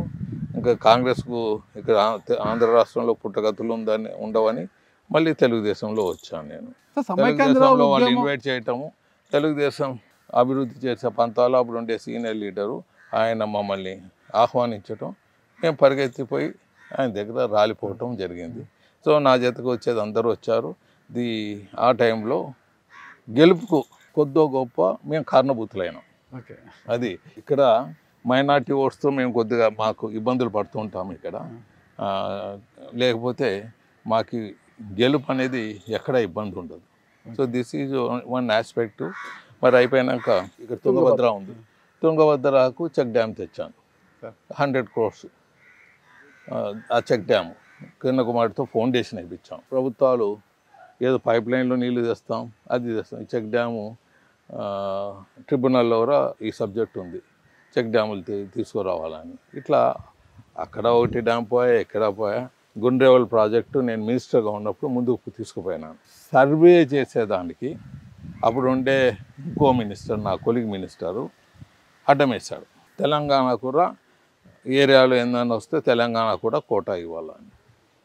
నాకు అబ్జెక్షన్ లేదు అన్నాను. లేదు మేము అలౌ చేయము అని అంటే నా రిజిగ్నేషన్ జోలో పెట్టుకుని సీఎం గారితో దగ్గరికి వెళ్ళాను. సీఎం గారు ఆయన ఇది సర్వేనగా చేసేది, సర్వే చేస్తే నీది ఏం పోతుంది అని సర్వే రిపోర్ట్ రెడీ అయింది గుండ్రేవల. సో చంద్రబాబు గారు గత ఎలక్షన్లో ఆయన అంటే పార్టీ ఓడిపోయే ముందు గుండ్రేవల్ ప్రాజెక్టు నేను తీసుకొని వస్తా అన్నాడు. ఆయన ఎప్పుడో ఒకసారి దానికి సమయం దొరికినప్పుడు దానికి డెఫినెట్గా ఆయన గుండ్రేవల్ ప్రాజెక్టు మిగతా రాష్ట్రాల పర్మిషన్ ఉంటుంది, ఆ రాష్ట్రాలతో మాట్లాడి అది అప్ స్ట్రీమ్లో ఉండేది, డౌన్ స్ట్రీమ్లో ఉండే స్టేట్స్తో పర్మిషన్ తీసుకోవాలని ఇరిగేషన్లో ఒక కాన్స్టిట్యూషన్ అన్నమాట. అది తీసుకొని ముందుకు పోతారని ఆశిస్తున్నాను. ఒకవేళ తెలంగాణకి ఏమైనా రైట్స్ ఉంటే మునిగిన ప్రాంతాలు వాళ్ళకు వస్తుంది, నీటి కోట మనకు వస్తుంది. ఇక్కడ మీరు ఒక టాపిక్ కట్ చేశారు సార్. అంటే రాష్ట్ర విభజన తర్వాత ఏపీలో కాంగ్రెస్ పుట్టగతులు లేకుండా పోయింది కాబట్టి చంద్రబాబు గారు పిలుపు మేరకు టీడీపీలోకి వెళ్ళారు సార్. అక్కడ వెళ్ళాక రాజ్యసభ కూడా తీసుకున్నారు. ఒక 5 మంది రాజ్యసభ సభ్యులు అటు వెళ్ళిపోయారు సార్. మళ్ళీ ప్రభుత్వం దిగిపోయిన వెంటనే ఇక్కడ వారిలో మీరు కూడా ఒకరు. అప్పుడు కూడా విమర్శలు ఎదుర్కొన్నారు సార్. టీజీ వెంకటేష్ గారు పార్టీ విమర్శలు వాళ్ళ మాదిరి నేను ఎదుర్కొనలేదు. ఎందుకంటే నేను క్లారిటీ ఇచ్చాను అప్పుడు. ముందు ఉండే కుటుంబంలో మళ్ళీ కలిసిపోయినాను. నేను చిన్నప్పుడే విద్యార్థి పరిషత్ లీడ్, యువమోర్చా లీడర్ యూనివర్సిటీ, విద్యార్థి పరిషత్ లీడర్ నేను Andhra university, Rayalaseema university, Andhra university. Venkaiah Naidu గారు, ఇందర్సేన్ రెడ్డి గారు ఇప్పుడు గవర్నర్ అయ్యాడు చూడండి, ఆయన తెలంగాణ. మేము ముగ్గురు ఉండేవాళ్ళం లీడర్స్ ఆ టైంలో మళ్ళీ యువమోర్చాలో మేము ముగ్గురు కంటిన్యూ అయినాం. అప్పుడు అశోక్ గజపతి, మళ్ళీ ఈయన తిరుపతి మినిస్టర్ ఉన్నాడు చూడండి, ఇప్పుడు రాష్ట్ర జరుగుతుంది, ఎక్స్ మినిస్టర్ ఆయన, వీళ్ళంతా రామచంద్రారెడ్డి, వీళ్ళంతా మెంబర్లు. అప్పుడు మేము లీడర్స్ అప్పుడు యువమోర్చా టైంలో. సో వీళ్ళంతా అది once upon a time. So నాకు సంబంధం ఎక్కువ బీజేపీతో ఉండి నేను come back to my family అని చెప్పాను. నాకు ఎందుకు పోల్చి వచ్చిందంటే వీళ్ళ నలుగురు డిస్క్వాలిఫై అవుతారు. ఇది చాలా ఇంపార్టెంట్ చెప్తాను. వాళ్ళు నేను కనుక చేరకపోతే అందరూ డిస్క్వాలిఫై అయిపోతారు. వెంకయ్య నాయుడు గారు మేడ్ ఇట్ వెరీ మచ్ గ్రూప్గా వస్తే నేను పెడతాను, 2/3 ఉండాలి ఎంపీస్లో, లేకపోతే నేను డిస్క్వాలిఫై చేస్తాను. వాళ్ళకు సెట్టింగ్ పట్టింది. ఇంకా నా ఎంట పడ్డారు. ఆ టైంలో ఈవెన్ వైఎస్ఆర్ వాళ్ళు మీరు పోవద్దు, మా దాంట్లో వచ్చేయండి. నాకు పెద్ద టెన్షన్ అయిపోయింది. ఎందుకంటే వైఎస్ఆర్ ప్రభుత్వం ఇక్కడ ఉంది, సెంట్రల్ ప్రభుత్వం కేంద్ర ప్రభుత్వం బీజేపీలో ఉంది. నాకు కేంద్ర ప్రభుత్వంలో 3 హెడ్స్ మీకు తెలుసు. అప్పుడు బీజేపీ పార్టీ నాయకుడు, ప్రైమ్ మినిస్టర్ గారు, మరి హోమ్ మినిస్టర్ అమిత్ షా గారు. మేము దేశానికి సంబంధించిన పార్లమెంటులో మూవ్ చేస్తున్నాం ఆర్డర్. మీరు ఉంటే అవి సక్సెస్ఫుల్ అవుతారు. You are our own man, you take it as orders because you are our man. వాళ్ళు డిస్క్వాలిఫై అవుతారు. మాకు నంబర్ కావాలా, మీరు దేశానికి సేవ చేసేవాళ్ళు మీ రక్తంలో ఉంటుంది, మీరు రావాలన్న ఇట్స్ ఆర్డర్స్ అన్నారు. ఇంకా వాళ్ళు దేశానికి సేవ అని చెప్పినప్పుడు what is that I can do? Mean just surrendered. Sacrifice చేశారు కొంతవరకు మీరు. సాక్రిఫైస్ అంటే సాక్రిఫైస్ ఏం చేయలేదు, దాని నుంచి నేను పెద్దగా ఎలివేట్ అయినాను. కానీ ఈ నలుగురు మీరు డిస్క్వాలిఫై అయ్యారు కదా, మీరు వెళ్ళకపోయి ఉంటే ఈ నలుగురు కూడా డిస్క్వాలిఫై అయ్యారు. అది కూడా కొద్దిగా మీరు సాక్రిఫైస్ చేశారు. సాక్రిఫైస్ అంటే నేను ఇది పార్టీ మారటం అనేది ఒక బాధతో సాక్రిఫైస్ చేశాను. సంతోషం ఏమంటే దేశానికి సేవ చేయాలని వాళ్ళు ఆ లెవెల్లో ఉండే లీడర్లు చెప్పి నువ్వు కావాలా మీరు భాగస్తులు అవుతారంటే అదొక సంతోషం. ఇంకోటి రూలింగ్ పార్టీ ఇక్కడ వైఎస్ఆర్ ఉన్నాడు, ఇక్కడ ఫుట్బాల్ ఆడతాడు, ఆయన సెంట్రల్ గవర్నమెంట్ ఫుట్బాల్ ఆడుతుంది. ఇద్దరు ఫుట్బాల్లో నేను ఎక్కడ నలిగిపోతుంది చెప్పండి. అట్లీస్ట్ నేనేమన్నా ఉంటే రూలింగ్ పార్టీలో ఉంటే డెవలప్ చేశాను నేను. I have contributed. No one is able to contribute as a parliamentary standing committee chairman. Historical, nobody was able to do what I have done in the parliamentary committee chairman. బీజేపీలో మీ సర్వీసెస్ని వాళ్ళు దృష్టిలో పెట్టుకొని మీకు ఇటీవల నాగాలాండ్ గవర్నర్గా వెళ్ళమని పిలుపు వచ్చినా కూడా ఎందుకు వెళ్ళలేదు సార్? పిలుపులు అంతా not official sir. So I cannot confirm those things. Okay, నేను కన్ఫర్మ్ చేయలేను అవంతా. కానీ నేను ఆ ప్రాంతాల్లో పోయి ఏం చేయగలను చెప్పండి. ఓకే. నేను ఆడ పోయి ఒక గవర్నర్ బంగ్లాలో కూర్చొని తప్ప. సార్ ఓకే, మనం పార్టీ మీరు టీడీపీలో రాజ్యసభ తీసుకొని బీజేపీలోకి వెళ్ళారు సార్. ఇవి చాలా చోట్ల జరుగుతుంది. అంటే ఒక పార్టీలో పదవి తీసుకొని ఇంకోటి చెప్తా పార్టీ మారడం. నేను gown to the Chandrababu Naidu గారు, ఇట్లా నాకు ప్రెజర్స్ ఉన్నాయి. నేను ఆయనతో 1-to-1 మీటింగ్ చేశాను. నాకు ఇట్లా ప్రెజర్స్ ఉన్నాయి, దేశాని కోసం రావాలని ఆర్డర్స్ ఇస్తున్నారు. వాళ్ళు ఒకవేళ గట్టిగా చెప్తే కూర్చోబెట్టి చెప్తే నేను నో అనలేను సార్. నేను ఎందుకంటే అక్కడి నుంచి వచ్చిన వాడిని, వాళ్ళు కావాలంటే నేను పోవాల్సి వస్తుంది. అలాగే సమైకాంధ్ర అయిపోయేది, వాళ్ళు ఎట్లా రమ్మన్నారు. నేను కాంగ్రెస్లో తెలుగుదేశంలో చేరిపోయినాను బికాజ్ అక్కడి నుంచి వచ్చినాను కాబట్టి. కాంగ్రెస్ నుంచి సమైకాంధ్రలో ఓడిపోయిన తర్వాత రాష్ట్ర డివిజన్ అయితే చంద్రబాబు గారు పంపినట్లే నేను అక్కడ బీజేపీలో కూడా పాతాన్ని పిలిస్తే పోవాల్సి వస్తుంది, నో ఛాయిస్ అని చెప్పాను. సో ఈ 3 పార్టీలు ఒక్కో విధంగా కాంగ్రెస్ మా నాయన వాళ్ళంతా అప్పుడు ఉండేదంతా వాళ్ళు అక్కడే ఉండి ఎమ్మెల్యేలుగా ఉండి ఫ్రీడమ్ ఫైటర్స్గా ఉండి, నేను కొద్దిగా బీజేపీకి ఉండేవాడిని. నేను చంద్రబాబు నాయుడు గారి దగ్గర ఇది ఎవరిబడి షుడ్ నోట్, నేను చెప్పింది ఏమంటే నా కొడుకు తెలుగుదేశంలో ఉన్నాడు, వాళ్ళు దేశాని కోసం నా ఓటు కోసం రమ్మంటున్నారు, వాళ్ళు డిస్క్వాలిఫై కారాదని వస్తున్నారు, మేము పోయినామంటే మిగతా వాళ్ళు వలసలు వస్తారు, బీజేపీలో ఎంపీస్ రాజ్యసభలో నంబర్ పెరుగుతుంది, దేశానికి సంబంధించిన పార్లమెంటరీలో రెజల్యూషన్స్ అంతా అప్రూవల్స్ అయిపోతాయి చక్క అని చెప్పాను. పోతే బాగుంటుంది అని ఆయన అన్నాడు పెద్ద మనిషిగా. నాకు పరిస్థితుల్లో అనుకూలించకుండా రావాలని ఆర్డర్స్ ఇస్తే నేను పోతాను సార్, నా కొడుకుని మీరు నమ్ముతామంటే ఇక్కడే ఉంటాడు, లేకపోతే ఏ పార్టీలో ఉండకుండా బయటకు వస్తాడు. ఇవంతా తెలుగుదేశం ఉండే కార్యకర్తలకు తెలవపోవచ్చు నేను మారినప్పుడు.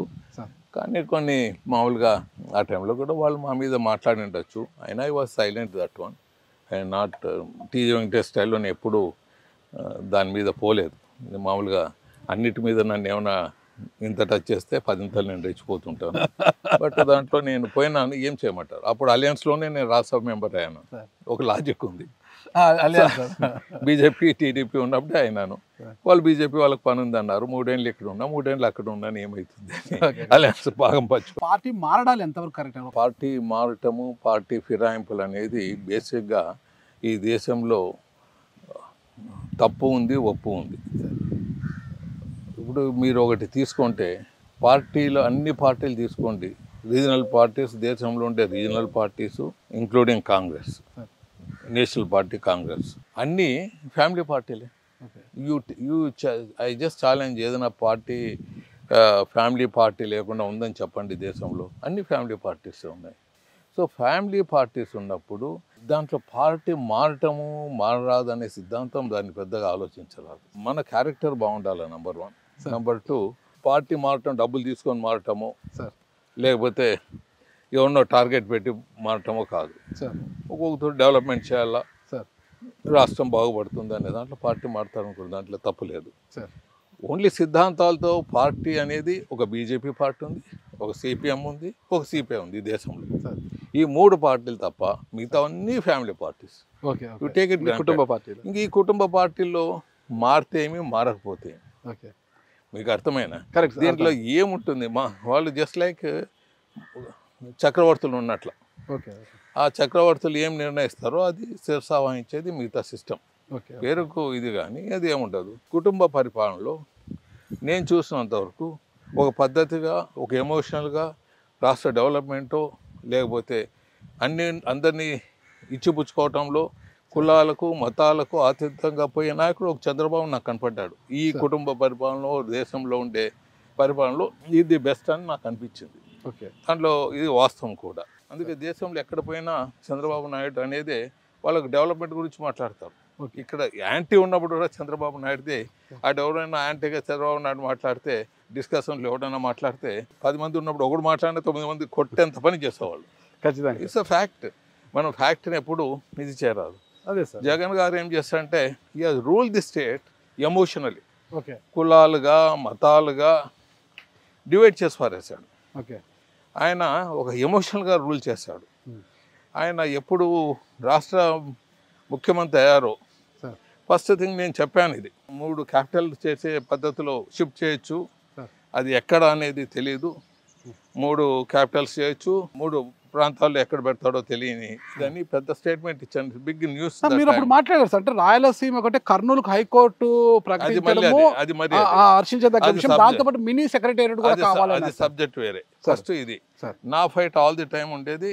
ఒకటి summer capital, winter capital, mini secretariat పెట్టండి.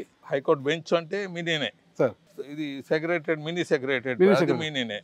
సో ఇవి పెట్టండి. ఇక్కడ ఒకటి, వైజాగ్లో ఒకటి పెట్టండి. మహారాష్ట్రలో ఉంది, కాశ్మీర్లో అన్నీ ఉన్నాయి. ఈయన ఏం చేశాడు, 3 ముక్కలాట ఆడాడు. అది చేయకుండా ఏదో మేము చెప్పినాం చేయాలా అనేది ఏదైనా సిద్ధాంతంలో పోయాడో తెలియదు కానీ కొత్త విధానం తీసుకొని వచ్చి ఆ క్యాపిటల్ని 3 ముక్కలు చేసి పారేశాడు. ఒక రాజధాని ఇట్లా 3 కట్ చేసి పారేశాడు.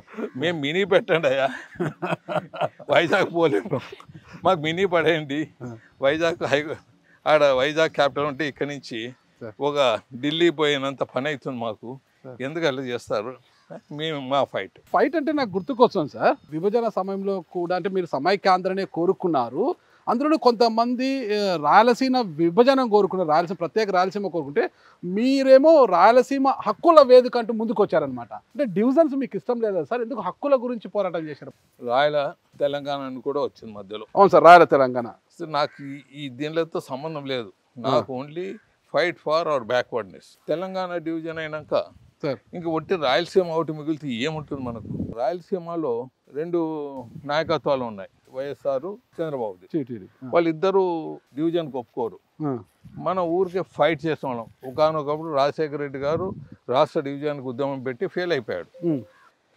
ఆయనే ఫెయిల్ అయినప్పుడు మిగతా వాళ్ళు ఏం చేస్తారు? ఊరికి అనవసరంగా కప్పగంతులు వేస్తారు. దాన్ని ఆచరణలో పెట్టేదానికి ఉన్నవి చేసుకోండి అంటే ఉన్నవురా పెట్టుకోరు. మనం హక్కులకు ఫైట్ చేయండి. డెవలప్ అయినాక మీరు నిర్ణయించండి సపరేట్ కావాలని. ముందు లేకుండా బట్టలు ఇప్పుకొని రోడ్లో నిలబడితే ఏమొస్తుంది? ముందు హక్కులు పోరాడండి, డెవలప్ కాండి. మరి దేవుడు ఉన్నాడు, మీకు మనకు కేపబిలిటీస్ ఉండి సపరేట్ ప్రాంతంగా ఉండాలంటే అప్పుడు మనం ఆలోచించవచ్చు. ఏమీ లేకుండా ఊరికే మనం విభజనని, డెవలప్మెంట్ ప్రాజెక్ట్స్ అవంతా ఇడిచిపెట్టేసి దానికి ఫైట్ చేయకుండా ఇప్పుడు దీనికి మీన్ ఎన్నో తెచ్చుకోగలిగాం. మనం రాయలసీమ యూనివర్సిటీ తెచ్చుకోగలం, విద్యార్థులతో ఫైట్ చేసే రాయలసీమ హక్కులు. ఉర్దూ యూనివర్సిటీ తెచ్చుకున్నాం చంద్రబాబు గారితో, ఎయిర్పోర్ట్ తెచ్చుకున్నాం, లిఫ్ట్ ఇరిగేషన్లో అవి దండికి డెవలప్ చేశాము. నేను పదవిలో ఉంటే ఉద్యమం పక్కన పెట్టి పదవిలో చేశాను, పదవిలో లేనప్పుడు ఉద్యమాన్ని నడిపి అది సాధించుకోవటం జరిగింది. దండిగా ఉన్నాయి చెప్పాలనుకుంటే. ఇవన్నీ మనం బోర్డులు వేసుకోకుండా పదవిలో ఉన్నప్పుడు మీకు చెప్పాను రోడ్స్ ఎన్ని వేల కోట్లు తెచ్చాము. ఇలా ఏదో విధంగా తెచ్చుకుంటూ వచ్చాం. చంద్రబాబు నాయుడు గారు క్యాపిటల్ ఒకటే ఉంటున్నాడు, మళ్ళీ మేమైనా ఫైట్ ఇస్తే అది కప్పగంతులు అవుతుంది. సో ఆయన క్యాపిటల్ పెట్టారో అది ఇన్ బిట్వీన్. ఇప్పుడు ఆంధ్రాలో విజయవాడ అనేది ఇన్ బిట్వీన్. మేమేం చెప్తున్నాం అంటే మాకు ఇక్కడ మినీ సెక్రటరియట్ అండి, ఓకే. హైకోర్టు బెంచ్ అండి, మినిస్టర్లు వన్స్ ఇన్ ఇయర్ ఒకటి పక్కన హోటల్లో దిగుతారు, ఒక 10 రోజులు 1 month ఇక్కడ ఒకటి అసెంబ్లీ చేయండి, మినిస్టర్లు తిరుగుతుంటే డెవలప్ అవుతుంది. ఇప్పుడు ఉన్నారు సార్ మీరు? ఇప్పటికే ఉన్నాను. దాంట్లో భాగంగా హైకోర్టు బెంచ్ చంద్రబాబు గారు ఒప్పుకున్నారు. We are grateful to him. అందులో భాగంగానే ఇక్కడ హైకోర్టు బెంచ్ ఇస్తా ఉన్నాడు. మా వాళ్ళు ఏం చేస్తుంటే వైఎస్ఆర్ పార్టీకి సంబంధించిన లాయర్లు హైకోర్టు కావాలా, మా వైఎస్ఆర్ అయితే హైకోర్టు ఇస్తారని ఇది పక్కకు పెట్టారు. మీకు అర్థమైందండి. ఇక్కడ నేను చెక్ డ్యామ్ శాంక్షన్ చేయించినట్లు ఈ పక్క చెక్ డ్యామ్ 100 కోట్లతో పునాది వేస్తే ఇక్కడ కాదు పక్కన కట్టాలన్నారు. ఇది పోయా ముందు తెచ్చుకోండాయా అడిగింది. ఆయన జగన్ గారు స్మార్ట్గా హైకోర్టు ఇప్పిస్తానన్నాడు. ఇక్కడేమో మాకు హైకోర్టు అని రెచ్చగొట్టాడు. లాయర్లంతా హైకోర్టు తప్ప ఏమన్నా మాట్లాడితే కొట్టేదట్లు వచ్చారు. అంత ఎమోషనల్ చేసేసాడు. రియాలిటీ వచ్చి ఆయన సుప్రీంకోర్టులో మాకు ఆ ప్రతిపాదనే లేదు హైకోర్టు అన్నాడు. అసెంబ్లీలో పాస్ చేయలేదు. సో అట్లీస్ట్ బెంచ్ అన్న తెచ్చింటే అయినా సంతోషపడేవాళ్ళం. కరెక్ట్. సో ఇది ఏమవుతుందంటే ఇక్కడ కులాల వారు మొదలైంది. ఆ కులాల వారిలో మనం ఏం మాట్లాడినా తప్పుగా భావిస్తారు. ఒక చిన్న విషయం సార్, గతంలో సమైక్యాంధ్ర ఉద్యమం సమయంలో కావచ్చు, రాయలసీమ హక్కుల వేదిక అంశంలో కావచ్చు, ఏర్పాటు చేసి పోరాడిన విషయంలో కావచ్చు, చాలా పెద్దగా పోరాటం చేసిన టీజీ వెంకటేష్ గారు ఈరోజు ఎందుకో లో ప్రొఫైల్ మెయింటైన్ చేస్తూ చాలా కామ్ అయిపోయారు అంటున్నారు. అంటే హక్కుల వేదిక డోర్స్ క్లోజ్ అయినట్టు సార్ ఇప్పుడు? ఇంతకుముందు పరిపాలించింది జగన్ గారు సార్. ఎమోషనల్గా ఆయన డీల్ చేస్తున్నాడు సార్. నేను ట్రై చేశాను ఆయనతో డీల్ చేసేకి సార్. బట్ ఆయన మైట్ ఈజ్ రైట్ అనే దాంట్లో వెళ్ళిపోయాడు సార్. సో ఆయన తత్వం నాకు ఎప్పుడు అర్థమైందో మనం ఊరికే దాని మీద పడి మనం ఉండేదాన్ని పోగొట్టుకుంటాం. We have left it that way. గత 4 సంవత్సరాలుగా ఆయనకు ఫస్ట్ ఒక 1 year మాట్లాడింటాను. 4 సంవత్సరాలుగా నేను వదిలేశాను, ఎందుకంటే ఆయన తత్వం తెలుసు కాబట్టి. ఇప్పుడు చంద్రబాబు గారు వచ్చారు, ఆయనకు సెటిల్ చేసే టైం ఇవ్వాలి మనం. ఓకే, డెఫినెట్గా వాక్యూమ్ ఇవ్వాలి. డెఫినెట్గా అగ్రికల్చరల్ ఇండస్ట్రీస్ ఆయన ఏం డెవలప్ చేసే తీరుతాడు. అగ్రికల్చర్ డెవలప్ కావాలంటే ఎవరు ఇండస్ట్రీస్ డెవలప్ కావాలి. అది అందరికీ అర్థం కాంది సమస్య.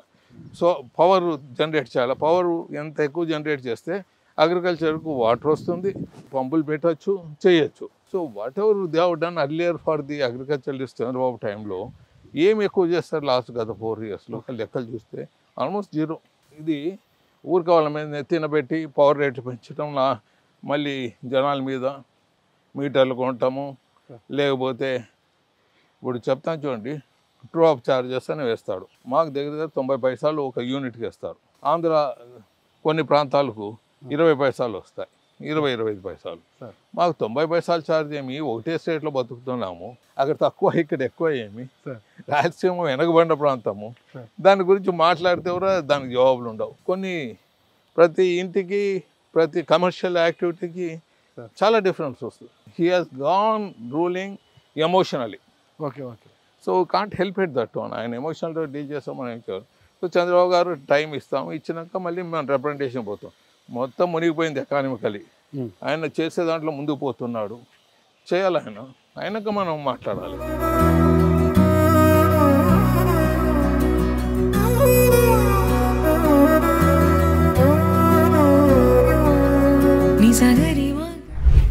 హక్కుల వేదిక అనేది ఇక డోర్ క్లోజ్ కాలేదా సార్? ఇంకా రాయలసీమ హక్కుల కోసం టీజీ గారు ఇంకా పోరాటం చేస్తున్నారు. హక్కులు అనేది ఎప్పుడు క్లోజ్ కాదు. Okay sir. హక్కులతో తృప్తి చేసేది ప్రజలకు కూడా ఇంపాసిబుల్. Okay sir. ఏవో ఉంటాయి హక్కులు, పోరాడుతూనే ఉండేది, అది నిరంతర పోరాటం. గతంతో పోల్చుకుంటే టీజీ గారు చాలా లో ప్రొఫైల్ మెయింటైన్ చేసి ఉండిపోయినారు. ఎందుకంటే వయస్సు మీద పడ్డామంటారా, లేకపోతే ఏమన్నా పోరాట పట్టం ఏమన్నా తగ్గిందా? నాకేమో యంగ్గానే కనిపిస్తున్నారు మీరు చాలా యాక్టివ్గా. కానీ ఎందుకో మనిషికి ఏజ్ పెరగచ్చు సార్, కానీ గుండె ధైర్యం మొత్తం తగ్గలేదు సార్. నేను జగన్ గారు ముఖ్యమంత్రి అయ్యేదే నేను ఆయన దగ్గర తీసుకుపోయినాను సబ్జెక్ట్. ఇరిగేషన్ ఇవి చేయాలి, గుండ్రేవల చేయాలి, గుండ్రేవల అప్రూవల్స్ ఇది అయిపోయింది, సర్వే అయిపోయింది, మీరు ముందుకు తీసుకోపోవాలా అని నేను మాట్లాడేకి అవకాశం ఇస్తే మాట్లాడాను ఆయన ముందు. ఆయన I have my own projects, నేను చేస్తానులేండి వెంకటేష్ గారు అని అన్నారు. సో ఆయన చేస్తాను నేను, నాకు తెలుసు అన్నప్పుడు తెలిసిన మేధావుకి మనం ఏం చెప్తాం? తెలిసి తెలియని మేధావుకి అస్సలు చెప్పలేము, తెలియని మేధావుకి చెప్పలేము. ఈయనకు తెలుసు తెలియదు ఆ మేధావి ఈయన. అటువంటి మేధావుకు మనం ఏం చెప్పలేము. సో వచ్చాను. ఒకవేళ ఫైట్ చేయాలనుకోండి 1 year నేను కొద్దిగా అక్కడక్కడ హక్కుల గురించి మాట్లాడటం, మీటింగ్లు పెట్టడం జరిగింది. అంతలోపల వీళ్ళు ఒకటి ఉద్భవించారు ఎక్కువ, మళ్ళీ రాయలసీమ సపరేషన్ కావాలనేది మళ్ళీ స్టేజ్ మీకు తీసుకొని వచ్చారు. నేనేదో హక్కులు పోరాడితే ఈ స్టేజ్ రాయలసీమ సపరేట్ కావాలని అంటారు, వాళ్ళకే వచ్చి పెడతాం, వాళ్ళు చేసుకుంటారు చేసుకోండి అనేది ఒక సబ్జెక్ట్. దాంట్లో ఈ సమైకాంధ్ర పోరాటంలో ఒకటి చూశాను నేను. అసలు సమైకాంధ్ర పోరాటం మొదలుపెట్టింది నేను. అవును సార్, మీరు మొదలుపెట్టిన 5 ఏళ్ళకి వచ్చారు రాజగోపాల్ గారు కానీ, మేధావులు శ్రీనివాసులు కానీ, మళ్ళీ చలసాని శ్రీనివాస్ గారు.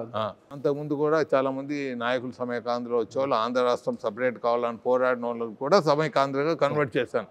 పేర్లు చెప్పడం బాగుండదు. ఆ పోరాటం ఎలా జరిగిందంటే, మీటింగ్ పెట్టుకుంటే గుండాలు వచ్చారు, కొట్టారు మా వాళ్ళు. సమైకాంధ్ర పోరాడే దాంట్లో తెలంగాణ టీఆర్ఎస్ సంబంధించిన వాళ్ళు మీటింగ్కి వచ్చి మీటింగ్లో జనాలు కొట్టేదానికి పోయారు. నా టేబుల్ లాగేస్తారు. నేను మేధావులు శ్రీనివాస్ పక్కన ఉన్నాము. ఇది చేస్తారు, ఇది టేబుల్ క్లాత్ తీయించారు. ఇంకా మా మీదకి వచ్చే టైంలో నేను సైగ చేశాను. సైగ చేసేది వాంచారు మా వాళ్ళని. మనం ఎప్పుడు చేయాలా సైగా? వాళ్ళు మా మీదకి వచ్చినప్పుడు మా వాళ్ళని కొట్టినప్పుడే నేను సైగ చేయగలను. నేనే ముందు చేశాను అనుకో, మా మీద అబండాలు వేస్తారు. సో ప్రాణరక్షణ కోసం మనం ఏమైనా చేయొచ్చు ఈ దేశంలో. To safeguard our self who can do anything రాజ్యాంగం ఒప్పుకుంటుంది. మనం క్రియేటర్స్ ఉండరాదు కొట్టే దాంట్లో. సార్ మీరు సమైక్య ఆంధ్ర గురించి మాట్లాడుతుంటే నాకు ఒక అంశం గుర్తుకొచ్చింది సార్. రాష్ట్ర విభజన అయిపోయింది సార్. రాష్ట్ర విభజన తర్వాత కూడా రాజమండ్రికి చెందిన మాజీ ఎంపీ ఉండవల్లి అరుణ్ కుమార్ కామెంట్ చేశారు, ఇది రాష్ట్ర విభజన జరిగిపోయినది చెల్లదు, మనం కోర్టుకు వెళ్తే తిరిగి దీన్ని మళ్ళీ తెచ్చుకోవచ్చు, కలపచ్చు అనేది ఒక కామెంట్ చేశారు sir. Is it possible sir అప్పుడు ఆయన అన్నమాట? అప్పుడు అంటే ఆయన యాక్చువల్గా మేధావి అండి సార్. ఒక్కొక్కరికి ఒక్కొక్క ఇది ఉంటుంది, ప్రాబ్లం ఉంటుంది సార్. ఆయన బాటమ్ లైన్ ఫిక్స్ చేస్తాడు సార్. బాటమ్ లైన్ ఫిక్స్ చేసి దాని మీద పోరాడుతుంటాడు సార్. సో అది సాధ్యం అవుతుందా లేదా చూడాలి. ఫండమెంటల్గా అక్కడ ఈ తెలంగాణ విభజనకు మేజర్ పార్టీస్ దేశంలో తెలుగుదేశం రీజనల్ పార్టీస్ విడిచిపెట్టి, వైఎస్ఆర్ పార్టీ విడిచిపెట్టి నేషనల్ పార్టీసు 2 ఒప్పుకున్నాయి. బీజేపీ ఏమన్నది వాళ్ళకు సఫిషియెంట్గా ఫండ్స్ ఇచ్చి చేస్తే మాకు అభ్యంతరం లేదు అనే అట్లా వాళ్ళు ముందుంచారు. కాంగ్రెస్ విభజించేస్తారు. సో అడ్డగోలగా చేస్తున్నప్పుడు బీజేపీ అడ్డుపడి బెనిఫిట్స్ అనేవండి, స్పెషల్ స్టేటస్ ఇవంతా కొన్ని బెనిఫిట్స్ రాష్ట్రానికి వచ్చేవంతా మేము ముందు పుష్ చేస్తాం. ఒకవేళ విభజన జరిగితే ఇవ్వాలని మేము బయట ఓపెన్గా చెప్పామనుకోండి, మేము అంటే మీరు విభజనకు ఒప్పుకున్నారంటారు. మా చావు కాదు ఆ టైంలో. ఒక పక్క ఏమైపోతుందో అని చావు, ఒక పక్క విభజన అయిపోతే ఎంటీ హ్యాండ్స్ పంపితే ఏమవుతుందని గత 20 ఏళ్ళుగా నేను పోరాడుతుండేది. అంతకుముందు హక్కుల కోసం అవంతా దాంట్లో ఇమిడ్చి వచ్చేదానికి అవకాశాలు కల్పించాను. అది బీజేపీ ద్వారా ఫైట్ ఇచ్చాను. ఎందుకంటే నాకున్న బీజేపీతో సంబంధాలు, తెలుగుదేశంతో ఉన్న సంబంధాలు, వాళ్ళ ద్వారా తెరపైకి తీసుకుని వచ్చి ఫైట్ ఇచ్చాను. దాంట్లో 90% నెరవేరవచ్చు, కొన్ని నెరవేరకపోవచ్చు. బట్ కమిట్మెంట్ కాంగ్రెస్తో చేపించాం. మీకు అర్థమైన అప్పుడున్న ప్రధానమంత్రితో అనౌన్స్మెంట్ చేపించాం. కొన్ని ఇంప్లిమెంటేషన్ మార్చారు పార్లమెంట్లో, కొన్ని ఏమో గాలికి వదిలేస్తారు, అప్రూవల్ చేస్తామని చెప్పి వదిలేస్తారు. నేనేం చెప్తానంటే వాళ్ళు కాంగ్రెస్ ప్రభుత్వము బీజేపీ ప్రభుత్వము నిర్ణయించినాక ఈ దేశంలో ఏ శక్తి ఆపలేదని నేను చెప్పాను. ఇది ప్రజాస్వామ్యం, కోర్టులు ఏం చేయగలరు అది నిర్ణయించినాక? ఓకే, గేట్లు వేసి లైట్లు ఆఫ్ చేసి రెజల్యూషన్ పాస్ అవంతా కొట్లాడేదానికి పనికొస్తాయి అంతే. ఒక తూరి లోకసభ స్పీకరు మెజారిటీ ఒప్పుకున్నారని అప్రూవల్ ఇచ్చినాక nobody can stop it. Okay, ఇంతవరకు ఏది అటువంటి కేసులు లేవు. తయారైతే అక్కడ కదా మరి చట్టాలు వాళ్ళు చట్టాలు చేసేది వాళ్ళు, చట్టాలు మార్పులు చేయాలా అనేది ఇట్స్ ఇంపాసిబుల్. అది మళ్ళీ పార్లమెంట్ కోర్టు నిర్ణయిస్తుంది అనుకోండి, కోర్టు నిర్ణయించి చట్టాలు వాళ్ళు నిర్ణయించింది అగ్నెస్ట్ పోయింది, మళ్ళీ వీళ్ళు చట్టం చేయొచ్చు. ఇట్స్ ఫుట్బాల్ ఆడచ్చు, అక్కడ ఇక్కడ ఫుట్బాల్ ఆడుతుంది. అది కష్టం. అది నెంబర్ 1. నెంబర్ 2, కొన్ని సంవత్సరాలు గడిచిపోయి విభజన అయినాక సమైక్య ఆంధ్ర చేసేదానికి కోర్ట్స్ కూడా కెపాసిటీ ఉంటుందా చెప్పండి? ఉండదు సార్. నాకున్న నాలెడ్జ్ ఎవరికి వాళ్ళు చేయగడుకుంటారు ఎవరికున్నా. సో ఆయన తెలియక చేశాడో తెలిసి చేశాడో నాకు అది ముందుకు తీసుకోపోవటం నిజంగా నాకు అర్థం కాలేదు. ఆయనతో ఎప్పుడైనా నేను ఫ్రీ టైం ఉంటే ఆయనతో కొద్దిగా నాలెడ్జ్ పంచుకోవాలనుకున్నాను. ఇంపాసిబుల్. Okay sir, okay. ఇంకా కిరణ్ కుమార్ రెడ్డి గారు ఆయనతో సావాసం చేశాము. ఆయన చెప్పు పార్టీ ఆ పార్టీ పెడితే ఎట్లండి, మాకు ఎట్లా ఏమని ప్రజల్లో పోగలం చెప్పండి. సో ఇది కాని పని ఇవంతా. సో ఇవంతా జరిగిపోయిన ఒకటి కిరణ్ కుమార్ రెడ్డి గారు చాలా బ్రహ్మాండంగా చేశాడు. కొద్ది ముఖ్యమంత్రులు దేశంలో ఉన్న ముఖ్యమంత్రుల్లో ఆయన కూడా బెస్ట్ ముఖ్యమంత్రి, ఆయన కూడా ఒక ముఖ్యమంత్రి. ఎందుకంటే ఫండ్స్ జాగ్రత్తగా డెలివరీ చేయటంలో కానీ, ఫండ్స్ తెచ్చుకోవటంలో కానీ, డిస్ట్రిబ్యూషన్లో కానీ, మినిస్టర్స్కు ఫ్రీడమ్ ఇవ్వటంలో కానీ, సమైక్యాంధ్ర తెలంగాణ ఫైట్లో కూడా ఆయన డెలివరీ చేశాడు. విల్ బి గ్రేట్ఫుల్ ఆయనకు కానీ, రోషా గారు కానీ ఆ టైంలో డెఫినెట్లీ వేర్. ఇంకా ఒక విషయం మీకు చెప్తాను. సమైక్యాంధ్ర పోరాటేటప్పుడు 2 ఇష్యూస్ జరిగాయి. ఇంకో ఇష్యూ, మేజర్ ఇష్యూ ఏమంటే రాత్రే తెలంగాణ విభజన జరిగితే మా పరిస్థితి ఏమనేది నేను స్టేట్మెంట్ ఇప్పుడు ఇస్తూ ఉంటే, రాత్రే మిడ్నైట్లో అప్పుడు ఉండే చిదంబరం గారు అనౌన్స్ చేశాడు. రోషా గారిని వెళ్ళిపోమన్నారు, నేను ఒప్పుకోను అన్నాడు, ఆయన వచ్చేసాడు, వీళ్ళు అనౌన్స్ చేసి పారేశారు. సో రాత్రే తెలంగాణ విభజన జరిగితే దాన్ని అడ్డుకునేది మొదలుపెట్టిన శ్రీకాకుళం చుట్టింది మళ్ళీ టీజీ వెంకటేష్ ఆ టైంలో. Okay sir. పెద్దలు కనబడొచ్చు తెరకు. That I have taken lead. Telangana ఇచ్చే ప్రక్రియని మళ్ళీ సమైక్యాంధ్ర ప్రక్రియగా మార్చింది 100% టీజీ వెంకటేష్. మా కొలీగ్స్ కొంతమంది మాట్లాడచ్చు ఏమన్నా, డెఫినెట్గా నేను రోషా గారి దగ్గర పోయాను. సార్, అందరూ మీ మీద బ్లేమ్ వేస్తున్నారు, మీరు ముఖ్యమంత్రి, మరి మీకు తెలియకుండా ఏం జరగదు. మీ అంటే లేదు వెంకటేష్ గారు, నేను వెళ్ళిపోతానన్నాను, ఇది చేస్తే నేను ఉండలేను, మీరు ఏమైనా పెట్టుకొని ముఖ్యమంత్రి పెట్టుకొని మీరు చేసుకోండి అన్నాను. నేను మాత్రం ఒప్పుకోలేదు. నేను ఇట్లా వచ్చినాక వాళ్ళు అనౌన్స్ చేస్తే నేనేం చేయగలను. సో అన్లెస్ చూస్తాను ఏం చేయాలో, అందరితో మాట్లాడతాము, మీకు అభ్యంతరం లేకపోతే నేను ఎమ్మెల్యేలని కొంతమంది మినిస్టర్ని నేను తీసుకుపోతాను అన్నాను. ఢిల్లీకి పోయి నేను నా ఫైట్ ఇస్తాను. ఓకే, క్యారీ అని అన్నాడు. ఎందుకంటే ఆయన ముఖ్యమంత్రి, నేను పిలుచుకోపోవాలా, నేను అప్పుడు ఎమ్మెల్యేనే. నేను పిలుచుకోపోయినాను. ఒక 30 మంది వరకు వెళ్ళాం, 30-40 మంది వరకు వెళ్ళి ఉంటాం. ప్రణబ్ ముఖర్జీకి దగ్గరికి వెళ్ళాం. ప్రణబ్ ముఖర్జీ గారు ఈజ్ 100% సమైక్యాంధ్ర ఆ టైంలో. మళ్ళీ ప్రెసిడెంట్ ఆఫ్ ఇండియా చేరినాక ఆయన మనసు మారింది, కానీ because of so many reasons. Otherwise మాకు రాత్రి 12 గంటలకు ఇంటికి రమ్మని, రాత్రి 10:30 మీటింగ్ పెట్టి 12:31 వరకు సమైక్యాంధ్ర ఉంటే ఏం లాభము, దేశంలో విడిపోతే తెలుగు ఇది ఒకే లాంగ్వేజ్ మాట్లాడేవాళ్ళు విభజన జరిగితే ఏమవుతుంది అనేది ఆయన 3 అవర్స్ 2.5-3 అవర్స్ మనకు తెలిసింది తెలియంది అన్నీ చెప్పాడు. అలాంటిది ఇట్లా చేస్తారు, ఇట్లా రాత్రే చేశారు, మీరు ఊళ్ళో you are not in the station అంటే, నేను చూసుకుంటానులే మీరు పోండి అన్నాడు. సోనియా గాంధీ గారికి రిప్రజెంటేషన్ ఇచ్చాము, వెళ్ళిపోయాను, వచ్చేసాము కొంతమంది నాయకులతో కలిసి. అది వచ్చిన తర్వాత అది తెలంగాణ ఇచ్చే ప్రక్రియను సమైక్యాంధ్రగా ప్రణబ్ ముఖర్జీ గారి దాంతో చేయగలిగాము. మళ్ళీ దాన్ని డిస్కషన్స్ పెట్టి ముందుకు పోస్ట్పోన్ చేశారు. మీరు అది చూడండి, హిస్టరీ అది అందరికీ బ్రేక్ అవుతుంది, అది తెలియదు అందరికీ. తెలంగాణ విభజన ఎప్పుడో రోషా గారి టైంలో అనౌన్స్ అయిపోయింది, నేను నిలిపాను, 3 ఏళ్ళు లాగిచ్చాను.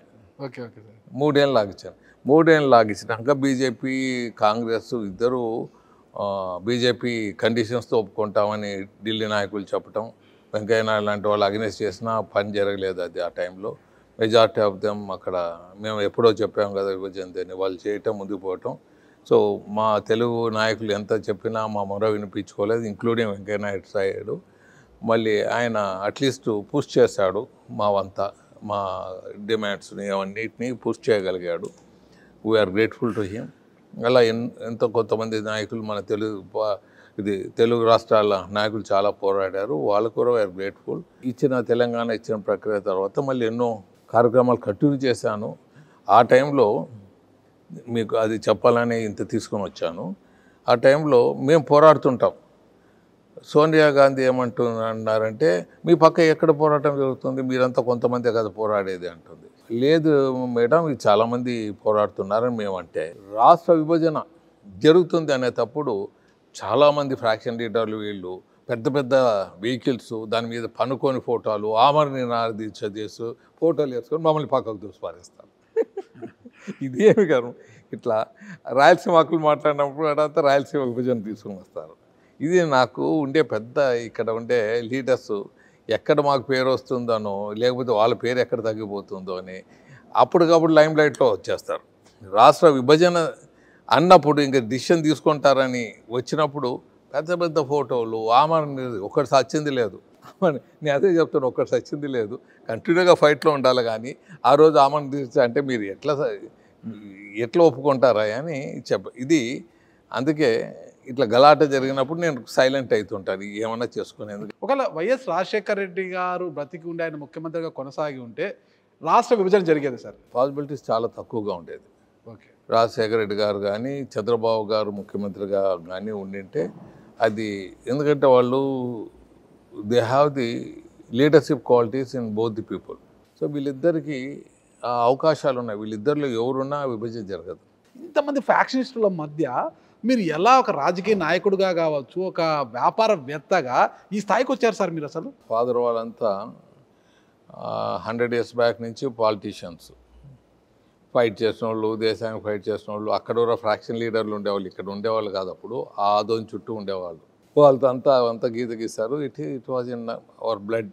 సో మాకు ఆ బ్లడ్లో ఉంది కాబట్టి ఆ ఫైట్ అనే తత్వము నాకు అబ్బింది. నెంబర్ 2, మెయిన్గా ఈ నాయకులంతా మీరు చూస్తే సార్ వాళ్ళు ఏదో ఒక 1000, 2000, 10,000 ఇచ్చి మర్డర్ చేయించే వాళ్ళ కానీ డైరెక్ట్గా నిలబడి ఫైట్ చేసేంత కెపాసిటీ లేదు. నేను 50 సంవత్సరాల కింద చూస్తేనే I will go in to the field, రాను నా హెల్లారు ఎవడొస్తాను నా కొట్లారా అని. ఆ ధైర్యము ఆ ఫ్రాక్షన్ లీడర్స్ లేదు ఇక్కడ.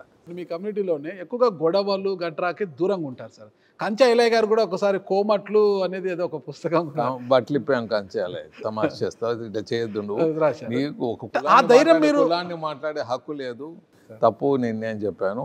ఆయన నన్ను ఉరి తీయమన్నాడు అని సెనేటర్స్, అమెరికాలో ఉండే సెనేటర్స్కి ఆయన నా మీద చెప్పటం, సెనేటర్స్ ఈ పార్లమెంటు మెంబరు ఇలా మాట్లాడటం తప్పు కదా అని నా మీద వాళ్ళు చర్యలు తీసుకోవాలని పార్లమెంట్లో, అమెరికన్ పార్లమెంట్లో నా గురించి చర్యలు తీసుకోవాలని తీసుకొని వచ్చిన మహానుభావుడు ఆయన ఐలయ్య గారు. కంచా ఐలయ్య గారు మేధావులు అయితే కులాలకు మతాలకు చిచ్చు పెట్టరాదు. దాంట్లో ఏమైనా పొరపాట్లు ఉంటే సరిదిద్దేకి చూడాలి. నువ్వు ఏదో హిస్టరీ బుక్ తీసుకొని నేనేదో చదివాను ఆ కులంలో అంటే ఎందుకని నీకు? అది ఎర్రి శాస్త్రాలు కాకపోతే తప్పు కదా అదింత. You should not blame any caste community. ఎవరు కాలము ఎవరు దాంట్లో మంచోళ్ళు ఉంటారు, చెడ్డోళ్ళు ఉంటారు. సో అది తప్పుగా భావించే ఇక్కడ టీజీ వెంకటేష్ గారు నేను అక్కడ ఆయన కులాన్ని నేను తిట్టలేను, నాకు ఆ సభ్యత ఉంది. ఆయన్ని తిట్టగలను, ఆయన కులాన్ని నేను గౌరవిస్తాను, ఆయన మతాన్ని గౌరవిస్తాను. But is as a individual he should not blame other caste and community. I will not allow him to talk rubbish that way. ఇటువంటి వాళ్ళని గవర్నమెంట్ చట్టం చేసి ఉరి తీయాలని చెప్పాను, తప్పేమో. కరెక్ట్ సార్, ఆయన మాట్లాడారు మీరు అన్నారు. ఇక్కడ ఒకటే సార్, టీజీ వెంకటేష్ గారు ఒక ఫ్యాక్షనిస్ట్ కూడా కాదు సార్, కానీ ఆయన మాటలు వింటేనే భయపడతారు సార్ కొంతమంది. ఎలా అది ఇక్కడ చెప్పాలంటే మీ సామాజిక వర్గంలో చాలా సౌమ్యంగానే ఉంటారు సార్, గొడవలు గట్రాకి పోరు. కానీ ఎవరినైనా ఈ జిల్లాలో నేను పేర్లు చెప్పాను కానీ ఏ కుటుంబానైనా కూడా ఎదిరించి నిలబడగల గట్స్ టీజీ గారికి ఉండేటివి. ఒక ఫ్యాక్షన్ లీడర్లకు కావచ్చు, కొమ్ములు తిరిగిన రాజకీయ నాయకులతో కావచ్చు, అప్పట్లోనే ఇంకా తెలుసు పేర్లు అవసరం లేదు ఈ జిల్లాలో, వాళ్ళతో కూడా డి అంటే డి అనే స్థాయికి వెళ్ళారు. Different way sir, I was dealing different way. ఒక్కొక్క తూరు ఒక్కొక్క స్టైల్లో పోయినాను. స్థాయి అంటే సైవాల్ అన్నాను, రాజకీయ ఫైట్ అంటే రాజకీయ ఫైట్ అన్నాను. ఒక తూరి దోన్లో ఒక గ్రూపుకు నేను నాకు ఎదురు ఉంటే వాళ్ళని దెబ్బతీసేదానికి సూర్యప్రకాష్ రెడ్డి వైఫ్ సుజాతమ్మని మా సిస్టర్ కాలేజ్ మేట్ అమ్మాయి, ఆ అమ్మాయిని తీసుకొని వచ్చి దోన్లో పెట్టించాను. సూర్యప్రకాష్ రెడ్డి కూడా అపోజ్ చేశాడు, లేదు నా పెళ్ళాన్ని ఎందుకు తీసుకు అక్కడ పంపిస్తున్నావు అంటే ఆమె గెలుస్తుంది నీకెందుకు అని చెప్పి. ఆయనతో కూడా వారు జరిగింది కదా సార్? ఆయనతో అది వేరే సంగతి. ఇప్పుడు ఆయన నాతో మద్దతు ఉన్నప్పుడు చేసిండే పని ఇది. ఆమెను అక్కడ నిలబెట్టాను, ఈయనకు సపోర్ట్ ఇప్పించాను. అప్పుడు రాజశేఖర రెడ్డి గారు రాజ్యం, అప్పుడు శ్రీనివాసులు ఇప్పుడు మన చనిపోయారు కదా, ఆయన కాంగ్రెస్ ప్రెసిడెంట్గా ఉండేవారు. ఆయన నాకు బాగా స్నేహంగా ఉండేవాళ్ళు. సుజాతమ్మకు అక్కడ టికెట్ ఇప్పించాను. సూర్యప్రకాష్ రెడ్డికి గొడవ జరుగుతుంటే ఆయన ఇప్పించాము. సూర్యప్రకాష్ రెడ్డి కూడా ఎన్నో సందర్భాలు నాకు సహాయం చేశాను, ఆయనకు అక్కడ సహాయం చేశాను. టికెట్ ఇప్పించే దాంట్లో ఆయన నాకు టికెట్ వచ్చే దాంట్లో అడ్డం వేయలేదు కొన్ని తూర్లు. సో ఇది జరిగిపోయింది సమస్య. సుజాతమ్మని అక్కడ అక్కడికి సంబంధాలు లేకుండా నిలబెట్టి గెలిపించి పిలుచుకొని వచ్చాం. సూర్యప్రకాష్ రెడ్డి కూడా నేను ఓడిపోయినా పర్వాలేదు కానీ వాళ్ళు గెలవరాదనే సిద్ధాంతంతో పోతాను నేను ఒక్కొక్కతూరి నా మీద పడితే. ఈ విధంగా ఉంటుంది ఫైట్ అంతే. ఇది ఆ ఫైట్ ఏదో నాకు భగవంతుడు ఇచ్చిన లేకపోతే ఫ్యామిలీ ఇచ్చిన గిఫ్ట్ అంతే. మంచిగా ఉంటే ఒక 100 నేను వాళ్ళతో మంచిగా ఉంటాను. నన్ను చెడుపు చేసేకపోతే మాత్రం నేను అడ్డంగా అడ్డంగా తిరగబడతాను. వాళ్ళు మారేంత వరకు తిరగబడతాను. వాళ్ళు మారిపోయిన అనుకో సంకలు వేసుకొని తిరుగుతాను. ఇంకొక విషయం సార్, ఇక్కడ గతంలో మీరు ఇరిగేషన్ మినిస్టర్గా ఉన్నాడు, ఇరిగేషన్ కోసం పరుగులు పెట్టించారు. ఇప్పుడు మీ కుమారుడు ఇండస్ట్రియల్స్ మినిస్టర్ సార్. రాయలసీమలో పరిశ్రమలు తీసుకొచ్చి నిరుద్యోగాన్ని పారద్రోలే అవకాశాలు మీ చేతుల్లో ఉన్నాయి ఈరోజు. ఆ విధంగా మీ కుమారుడి ద్వారా రాయలసీమకైనా పరిశ్రమలు తీసుకొచ్చే అవకాశం ఉంది సార్? అంటే డెఫినెట్గా అండి వానికి నా పోటీతత్వం వానికి కూడా అబ్బింది. డెవలప్ చేయాలనే దాంతో వచ్చాడు. సంపాదన కన్నా ఏదో మంచి పేరు తెచ్చుకోవాలా, డెవలప్ చేయాలనేది వానికి మైండ్లో ఎక్కింది. దాని ప్రకారమే పోతున్నాడు. ఈ ప్రాంతంలో డెవలప్ చేసే దీంట్లో పోతున్నాడు. ఫ్యామిలీకి దూరంగా వాడు ఒకటే తిరుగుతున్నాడు, ముందుకు పోతున్నాడు. Bless him. తండ్రికి మించిన కొడుకు కావాలా అనుకుంటున్నాడు. Will be happiest person. అందుకని ఏం కావాలా. And he is having industrial background. వానికి ఈజీ, నాకన్నా ఈజీ. నేను అగ్రికల్చర్లో నాకు ఆ హాబీ ఉండేది అగ్రికల్చర్ మీద. కానీ ఇక్కడ ప్రత్యేక హోదా వస్తుందో రాదో తెలియదు, కానీ మీ కుమారుడు భరత్ గారు కర్నూలులో ఒక గిఫ్ట్ సిటీగా మార్చాలి, కర్నూలు ఒక గిఫ్ట్ సిటీగా ఇస్తాము అంటున్నారు సార్. మీకు ప్రత్యేక హోదా అనేది డిఫరెంట్ ఆస్పెక్ట్స్ ఉంది. స్పెషల్ స్టేటస్ అనేది తీసుకొని వచ్చిన తెర మీదకి నేనే. గవర్నమెంట్ ఆఫ్ ఇండియా ఏమంటుంది, మీకు ఏమేమి కావాలో స్పెషల్ స్టేటస్లో దాన్ని ఇండైరెక్ట్గా మేము ఇచ్చేస్తాము, మీరు ముందుకు వెళ్ళిపోండి. స్పెషల్ స్టేటస్గా మీకు ఇచ్చినామంటే మిగతా స్టేట్స్ తీసుకుంటుంది. వన్ ఆఫ్ ది ఆస్పెక్ట్ మీకు చెప్తాను. ఇండస్ట్రీస్ సబ్సిడీ, కొత్త ఇండస్ట్రీకి తెలంగాణ కూడా స్పెషల్ స్టేటస్ దాంట్లో ఇస్తామని ఉంది. అప్పుడు మాకు ఇచ్చినప్పుడు దాంట్లో విభజన చట్టంలో వాళ్ళకు కూడా ఉంది కదా, వాళ్ళకి ఇవ్వండి అంటారు. ఇప్పుడు నేను చేసే ప్రోడక్ట్ మళ్ళీ తెలంగాణలో చేస్తారు. సో అప్పుడు చేసినప్పుడు what is the meaning of special status? ఇంకా చుట్టుపక్కల ఉండే ఇండస్ట్రీస్ అంతా క్లోజ్ అవుతాయి. సో దానికి బదులు మేము ఇన్ఫ్రాస్ట్రక్చర్ డెవలప్మెంట్కు, ఇండస్ట్రియల్ ఇన్ఫ్రాస్ట్రక్చర్ డెవలప్మెంట్కు, రోడ్స్ డెవలప్మెంట్కు, లేకపోతే ఇంకో రీతిగా దానికన్నా ఎక్కువ శాతం మీకు ఇస్తాము, దాని పేరుతో మీకు ఇచ్చినామంటే దెబ్బతింటారు. ఆ పరిస్థితుల్లో ఈ స్పెషల్ స్టేటస్ అనేది మనకు లాభం ఉండదు, పక్కన ఉండదు. దాంట్లో ఉండేవి చాలా ఐటమ్స్ మేము ఇస్తామన్నారు, ముందుకు పోయే దాంట్లో ఉన్నారు. దానికి మేము బ్యాక్అవుట్ కామన్నారు. చంద్రబాబు గారు ఇప్పుడు బాగా మళ్ళీ మోదీ గారికి మళ్ళీ బాగా స్నేహమైంది. తప్పకుండా ఆయన anything you can convince. Jagan గారు ఢిల్లీకి పోయేది వేరే విషయం, చంద్రబాబు గారు ఢిల్లీకి పోయి తెచ్చుకునేది వేరే విషయం. సో మనం చంద్రబాబు గారికి ఎవ్రీ మినిట్ ఎవ్రీ సెకండ్ ఇది ఎట్లా డెవలప్ చేయాలి రాష్ట్రాన్ని అనేది ఉంటుంది కాబట్టి డెఫినెట్గా he will go in to that side. Kurnool gift city అనేది న్యాచురల్గా ఈ డెవలప్మెంట్లో భాగంగా ఆల్రెడీ ఇండస్ట్రియల్ డెవలప్మెంట్ టేకప్ చేశాడు చంద్రబాబు గారు. దాన్ని ముందుకు తీసుకొని పోయేది అవకాశం ఉంటుంది. 30,000 ఎకరాలు దగ్గర నేను కాపాడుతూ వచ్చాను. దాంట్లో కొద్దిగా ఫారెస్ట్ ఏరియా తీసుకుంటే మనకు దగ్గర జగన్నాథ్ గట్టు దగ్గర ఫ్రాక్షన్ లీడర్స్ వాళ్ళంతా కబ్జాలు అంతా కాకుండా కాపాడుకుంటూ ఇంకా ఒక 20,000 ఎకరాలు ఉంటుంది. అది దానిలో భాగంగా ఎయిర్పోర్ట్ అంతా వచ్చినాయి. ఉర్దూ యూనివర్సిటీ కానీ యూనివర్సిటీలు కానీ అందులో భాగంగా నేను ఇండైరెక్ట్గా డైరెక్ట్గా గత 50 సంవత్సరాలు కాపాడిన భూమి అది. బికాజ్ ఇండస్ట్రియలిస్ట్గా నాకు తెలుసు కాబట్టి ఆ రాళ్ళు రప్పలు ఉండే దాని ద్వారా వదలరు, మా వాళ్ళు కబ్జా చేస్తారని కాపాడుతూ వచ్చాం. This is the true fact. 2024 ఎన్నికలను మనం ఒకసారి పరిశీలిస్తే కూటమి విజయ దుందుబి ఎలా మోగించింది.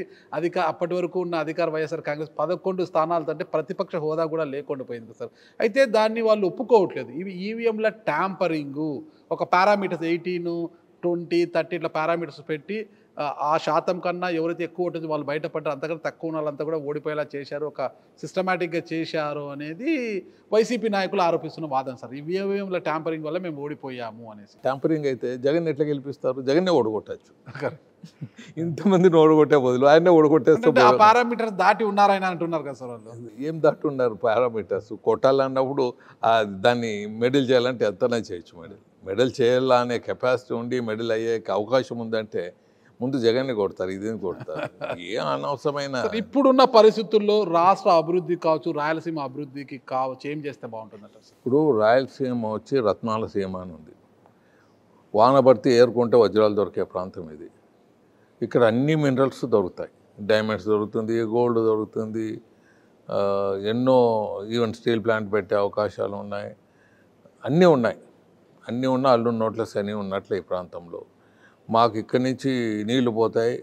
తుంగభద్ర, కృష్ణ కలిసి మా భూముల్లో 30,000 ఎకరాల భూముల్లో శ్రీశైలం డ్యామ్ కట్టారు. మా రైతులు భూమి పోగొట్టుకున్నారు, 30,000 ఎకరాలు డ్యామ్ కట్టారు.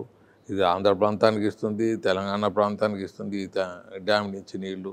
ఇక్కడ మాకేమైనా నీళ్ళు అన్నప్పుడు గడిబిడి చేస్తారు, తాగేదాన్ని కూడా గడిబిడి చేస్తారు. సో దీంట్లో ఇది ఇటువంటి పరిస్థితుల్లో కొద్దిగా ముఖ్యమంత్రి గారికి ఎన్నో సమస్యలు ఉంటాయి. తప్పకుండా ఈయన నెరవేరుస్తాడు, ఆ సమస్యల నుంచి బయటికి పడతాడు. ఎక్కడెక్కడ అవకాశాలు ఉన్నాయో ముందు వెళ్ళిపోవాలి, ఫైట్ అనేది సెకండరీలో తీసుకోవాలి. సో తెలంగాణ విభజన జరిగిన తర్వాత మనకు డబ్బులు వచ్చేవి కొన్ని ఉన్నాయి.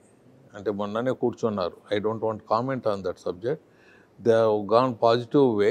ఢిల్లీలో మనకు గెస్ట్ హౌస్ కట్టే ఒప్పందం కుదిరింది. వాళ్ళకి ఏరియా మనకి ఏరియాలో చేస్తారు. ఏదేదో ఒప్పందం జరిగింది అది ముందు తీసేసుకోండి. ఫస్ట్ స్టెప్లో డిస్ప్యూట్ ఉండేది మళ్ళీ పోవచ్చు. ఫస్ట్ స్టెప్లో ఇద్దరికి కాంబినేషన్లో కొన్ని ఎక్స్చేంజ్ చేసుకునేదో అది చేసుకునేదో చేసి ముందుకు వెళ్ళిపోతే బాగుంటుందని నేను అనుకుంటాను. ఇది రియాలిటీ. అంటే ఈ వ్యాపార సామ్రాజ్యం అనేది నాన్నగారి లెగసీతో వచ్చింది సార్. మీరు స్టార్ట్ చేశారా సార్ వ్యాపార సామ్రాజ్యం? 140 సంవత్సరాలు 150 సంవత్సరాలే అగ్రికల్చరలిస్టు, ఇండస్ట్రియలిస్టు, ఎక్స్పోర్ట్స్ కూడా చేసేవాళ్ళు. Okay sir. మీరు వచ్చిన తర్వాత మొట్టమొదటిగా టేకప్ చేసిన బిజినెస్ ఏంటి? మేము ఫ్యామిలీది ఇండస్ట్రీ ఇక్కడ పేపర్ మిల్ అనేది ఒకటి వచ్చింది. అవును సార్, రాయలసీమ పేపర్ మిల్. నేను దాన్ని నా 12 మంది మేము కజిన్స్, బ్రదర్స్. మేము 12 మంది, 24 సిస్టర్స్. మా నాయన చాలా చిన్న, అంటే కజిన్స్, ఓన్ సిస్టర్స్. సో 12 మందిలో మా ఎల్డెస్ట్ బ్రదర్ వసంత్ గుప్తా గారు ఉన్నారు. ఆయన మేధావి, ఎల్డెస్ట్ కజిను. ఆయన మా నాయన వాళ్ళకు ఒక తమ్ముడు మాదిగా ఉండేవాడు. ఎందుకంటే ఆయన కొద్దిగా ఆయనకు 20 years డిఫరెన్స్. మిగతా మేమంతా ఆల్మోస్ట్ ఒక 1 year 5 years డిఫరెన్స్. మిగతా వాళ్ళంతా అట్లా ఉండేవాళ్ళం. ఆయనకు మాత్రం. సో మేమంతా కాంపిటీషన్లో బతికాం. కొద్దిగా లేట్ అయితే ఎవరో నా వెనక ఉండేవాడు పెళ్లి చేసుకొని ఇస్తాడు. Okay sir. ముందుకు వెళ్ళిపోతాడు. ఆ కాంపిటీషన్ లైఫ్లో మేము కొద్దిగా స్మార్ట్గా బయటికి వచ్చాం. ఆ స్మార్ట్గా బయటకు వచ్చినందుకు నన్ను సెలెక్ట్ చేశారు. అక్కడికి చేసుకొని పోయి చూసుకోపో, కంపెనీ వచ్చింది మనకు, పెద్ద కంపెనీ, చూసుకోపోమని ఇక్కడ తెస్తే ఫ్రమ్ గ్రాస్ రోడ్ నుంచి ఈ ఫ్రాక్షన్ వాళ్ళతో ఫైట్ చేస్తూ. మీకు ఒకటి చెప్తాను, చీఫ్ మినిస్టర్ ప్రోగ్రామ్ ఉంది, చెన్నారెడ్డి వస్తున్నాడు, రోషా గారు మినిస్టర్. ఇక ఆయనకు చైర్ తెచ్చుకోవాలంటే జిల్లా పరిషత్లో చైర్ ఉంది పెద్దది. అంతే ఈ కర్నూలు అంత స్లమ్ ఏరియా, అంత పనికిరాని ఏరియా. ఏదైనా మంచి చైర్ సీఎంకి పెట్టాలంటే జిల్లా బస్సులో ఉంది. అది తెచ్చేదానికి మిగతా వేరే లీడర్స్ సపోర్ట్ చేశారు. లేదు, మేము ఇప్పించలేదు చైర్. అటువంటి పరిస్థితులు ఈ కర్నూలులో నేను ఇండస్ట్రీ పెట్టి వేలాది మందికి ఉద్యోగ అవకాశాలు కల్పించి సక్సెస్ఫుల్ మ్యాన్, బెస్ట్ ఇండస్ట్రీగా అవార్డ్స్ తీసుకొని చేశాను. మళ్ళీ ఫ్యామిలీ డివైడ్ అయింది, ఇండస్ట్రీ వేరే వాళ్ళకి పోయింది, వాళ్ళు నడపలేకపోయారు. అది it's a big story. Then I have started new industries, chemical industry అంతా biggest in south India. I'm successful man. Sir మీ ఎడ్యుకేషన్ బ్యాక్గ్రౌండ్ అంతా ఎక్కడ? నాదంతా ఆదోని, బీకామ్ అయితే సిఏ బ్రహ్మ అండ్ కంపెనీలో ఆర్టికల్స్ పోయినాను. ఒక 2 ఏళ్ళు చేశాను. ఇడిచిపెట్టి నన్ను సెలెక్ట్ చేస్తే కర్నూలుకి వచ్చాను. ఆ 2 ఏళ్ళు తర్వాత సిఏకి వెళ్ళి 2 years వెళ్ళి ఆర్టికల్స్ వెళ్ళాను. మళ్ళీ ఎల్ఎల్బికి అపేర్ అయినాను. ఎల్ఎల్బి కూడా మధ్యలో నిలిపేసేసి దీనికి వచ్చాను. ఈ ఇండస్ట్రీకి నన్ను సెలెక్ట్ చేస్తే పరిగెత్తుకొని వచ్చాను. ఇంకా మీ విజన్ ఏంటి సార్? అసలుకి ఏమి ఇవ్వాలనుకుంటున్నారు ప్రజలకి? నాకు ముందు నుంచి మన ఆంధ్రాలో ఉత్తరాంధ్ర అండ్ రాయలసీమ ఈ 2 మోస్ట్ బ్యాక్వర్డ్ ఏరియా. ఏమన్నా తప్పు చేస్తే శ్రీకాకుళం పంపించేయాల పోస్టింగ్ అనే తత్వం ఉండేది. ఈ రాయలసీమలో, ఉత్తరాంధ్రలో గంజి తాగి బతికేవాళ్ళు. ఈ 2 ప్రాంతాల కోసం పోరాడాలి, ఈ 2 ప్రాంతాలు అభివృద్ధి చెందాలని మనసా వాచ నాకు ముందుగా ఉండేది. అందుకే గత 50 సంవత్సరాలుగా నేను ఇండస్ట్రియల్ లైన్లో వచ్చినప్పటి నుంచి నా కంపెనీస్కి అంతా రాయలసీమ అని తగిలిచ్చాను బోర్డు. అంటే నాకున్న అభిమానం చెప్తున్నా. సో ఇలాగా నాకు ఈ 2 ప్రాంతాల మీద అమితమైన ప్రేమ ఉండేది ముందు నుంచి. బట్ అదృష్టవశాత్తు కొద్ది వరకు డెవలప్ అయిపోయింది ఉత్తరాంధ్రలో. So many reasons. రాయలసీమ ఇంకా పోలేదు.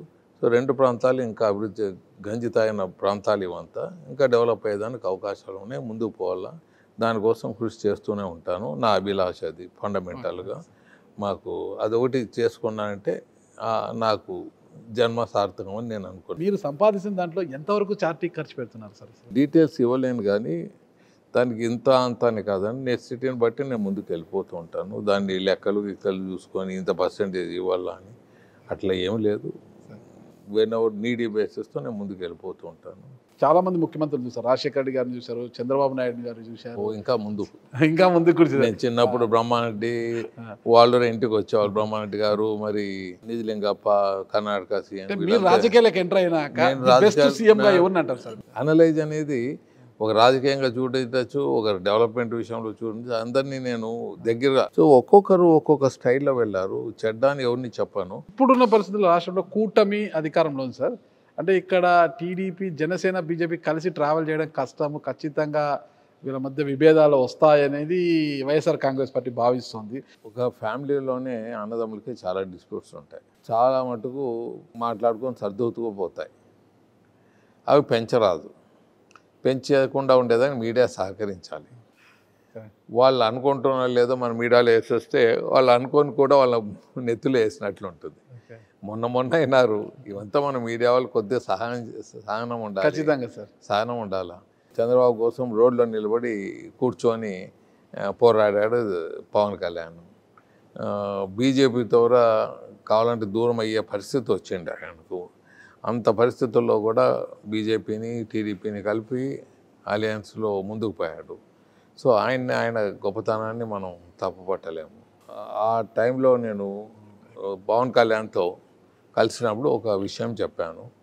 మీరు రాష్ట్రం అంతా నిలబడి మీరు కొన్ని సీట్లు గెలిస్తే, కొన్ని గెలిచినా లేకపోతే అన్నీ ఓడిపోయినా 100కి 10 మార్కులు రావచ్చు, 100కి 5 మార్కులే వస్తాయి. కొంతమంది గెలిస్తే మీరు ఒక 30-40 నిలబడి సర్దుబాటు చేసుకొని అన్నీ గెలిస్తే 100 మార్కులు వస్తాయి అని చెప్పాను. ఆయన మేబీ కరెక్టు, ఎక్కడ మెజార్టీ ఉంటుందో అక్కడ చూసుకొని మేము వర్కౌట్ చేస్తామని ఆయన చెప్పాడు. అది ఆయన కూడా మనసులో ఉండొచ్చు, ఏదో మనం చెప్పాము ఆయన చేశాడనేది కాదు. ఇటువంటివి మనం కలిసినప్పుడు మనం మంచివి ఏమైనా మాట్లాడితే వాళ్ళకి మన మీద సదాభిప్రాయం కలుగుతుంది. మనం వాళ్ళకి రెచ్చగొడితే ఇంకా రెచ్చిపోతారు. వాళ్ళు కొట్లాడతారని నేను ఊహించను, జరగదు కూడా. ఇద్దరు సర్దుకొని పోయేది. ఎందుకంటే ఒకరికొకరు బాగా మనసు ఇచ్చుకొని ముందుకు పోయారు. సో మనం అది ఎక్కడ ఎవరో చెప్పింది మనం రాసింది అవి మీరు తీసుకోవద్దండి. ఖచ్చితంగా మీ మీడియా వాళ్ళని కోరేది ఏమంటే ముందు రాష్ట్రం బాగుపడాలంటే వాళ్ళంతా కలిసి ముందుకు పోవాలని కోరండి. మేము అదే కోరు. ఖచ్చితంగా సార్, మీ ఆకాంక్ష నెరవేరాలి. ఖచ్చితంగా కూటమి సభ్యులంతా ఒకే తాటిపై ఉండి రాష్ట్ర అభివృద్ధి కోసం మోదీ గారు బ్లెస్సింగ్స్ ఎప్పుడు ఉంటాయి. మరి వీళ్ళు బాగున్నారంటే ఆయన బ్లెస్సింగ్స్ కంటిన్యూ అవుతాయని తెలియదు. ఇంటర్వ్యూ క్లైమాక్స్లో నేను మొదటి నుంచి అడగాలనుకుంటున్నాను సార్, అది మీ స్పెట్స్ ఉంది కదా సార్, ఆ ఫ్రేమ్ గోల్డ్ ఫ్రేమ్ సార్? ఇది గోల్డ్ ప్లేటెడ్ ఫ్రేమ్. గోల్డ్ కాదు సార్. ఏది చిన్నప్పటి నుంచి నేను ఇండస్ట్రీకి వచ్చినప్పుడు, నేను యాక్చువల్లీ వెరీ యంగ్ మ్యాన్. ఇక్కడ కర్నూలు పెద్ద ఇండస్ట్రీ పెట్టినప్పుడు ఇండస్ట్రియలిస్ట్గా కర్నూలు ఆదంలో ఉన్నా, ఇక్కడికి వచ్చి కర్నూలు పెద్ద ఇండస్ట్రీ పెట్టేటప్పుడు 24 years నాకు. టు లుక్ ఎల్డర్లీ పర్సన్, లేకపోతే ఒక హోదా కనపడాలని కోటు ఇవన్నీ మొదలుపెట్టాను. అది అట్లే కంటిన్యూ అవుతాను. టీజీ వెంకటేష్ గారు అంటే అందరికీ గుర్తుకొచ్చింది అద్దాలు, ఆ సఫారీ డ్రెస్సు, మీ కోట సార్. ఈ 3 గుర్తుకొస్తాయి సార్ అందరికీ కూడా. నిజం, ఫ్యాక్ట్. ఇంకోటి గుర్తొస్తుంది, ఆయన ఎవరిని టాలరేట్ చేయడం. అది కరెక్ట్ సార్. మంచికి మంచి, పంచుకు పంచు, ఇదైతే ఉంటుంది సార్. ఖచ్చితంగా మీరు ఇంకా ఇలాగే మీరు హ్యాపీగా ఉండాలి, 10 మందికి సహాయపడుతూ ముందుకు పోవాలి. రాష్ట్ర అభివృద్ధిలో బాగా ముఖ్యంగా రాయలసీమ అభివృద్ధి కోసం కావచ్చు, రాయలసీమ హక్కుల కోసం కావచ్చు మీరు పోరాడుతూనే ఉండాలని కోరుకుంటున్నాను సార్. ఖచ్చితంగా ఒకనొక రాయలసీమ హక్కులను మీరు సాధించి పెడతారని కూడా ఒక రాయలసీమ బిడ్డగా నేను కూడా ఆశిస్తున్నాను సార్. Thank you sir. నమస్తే.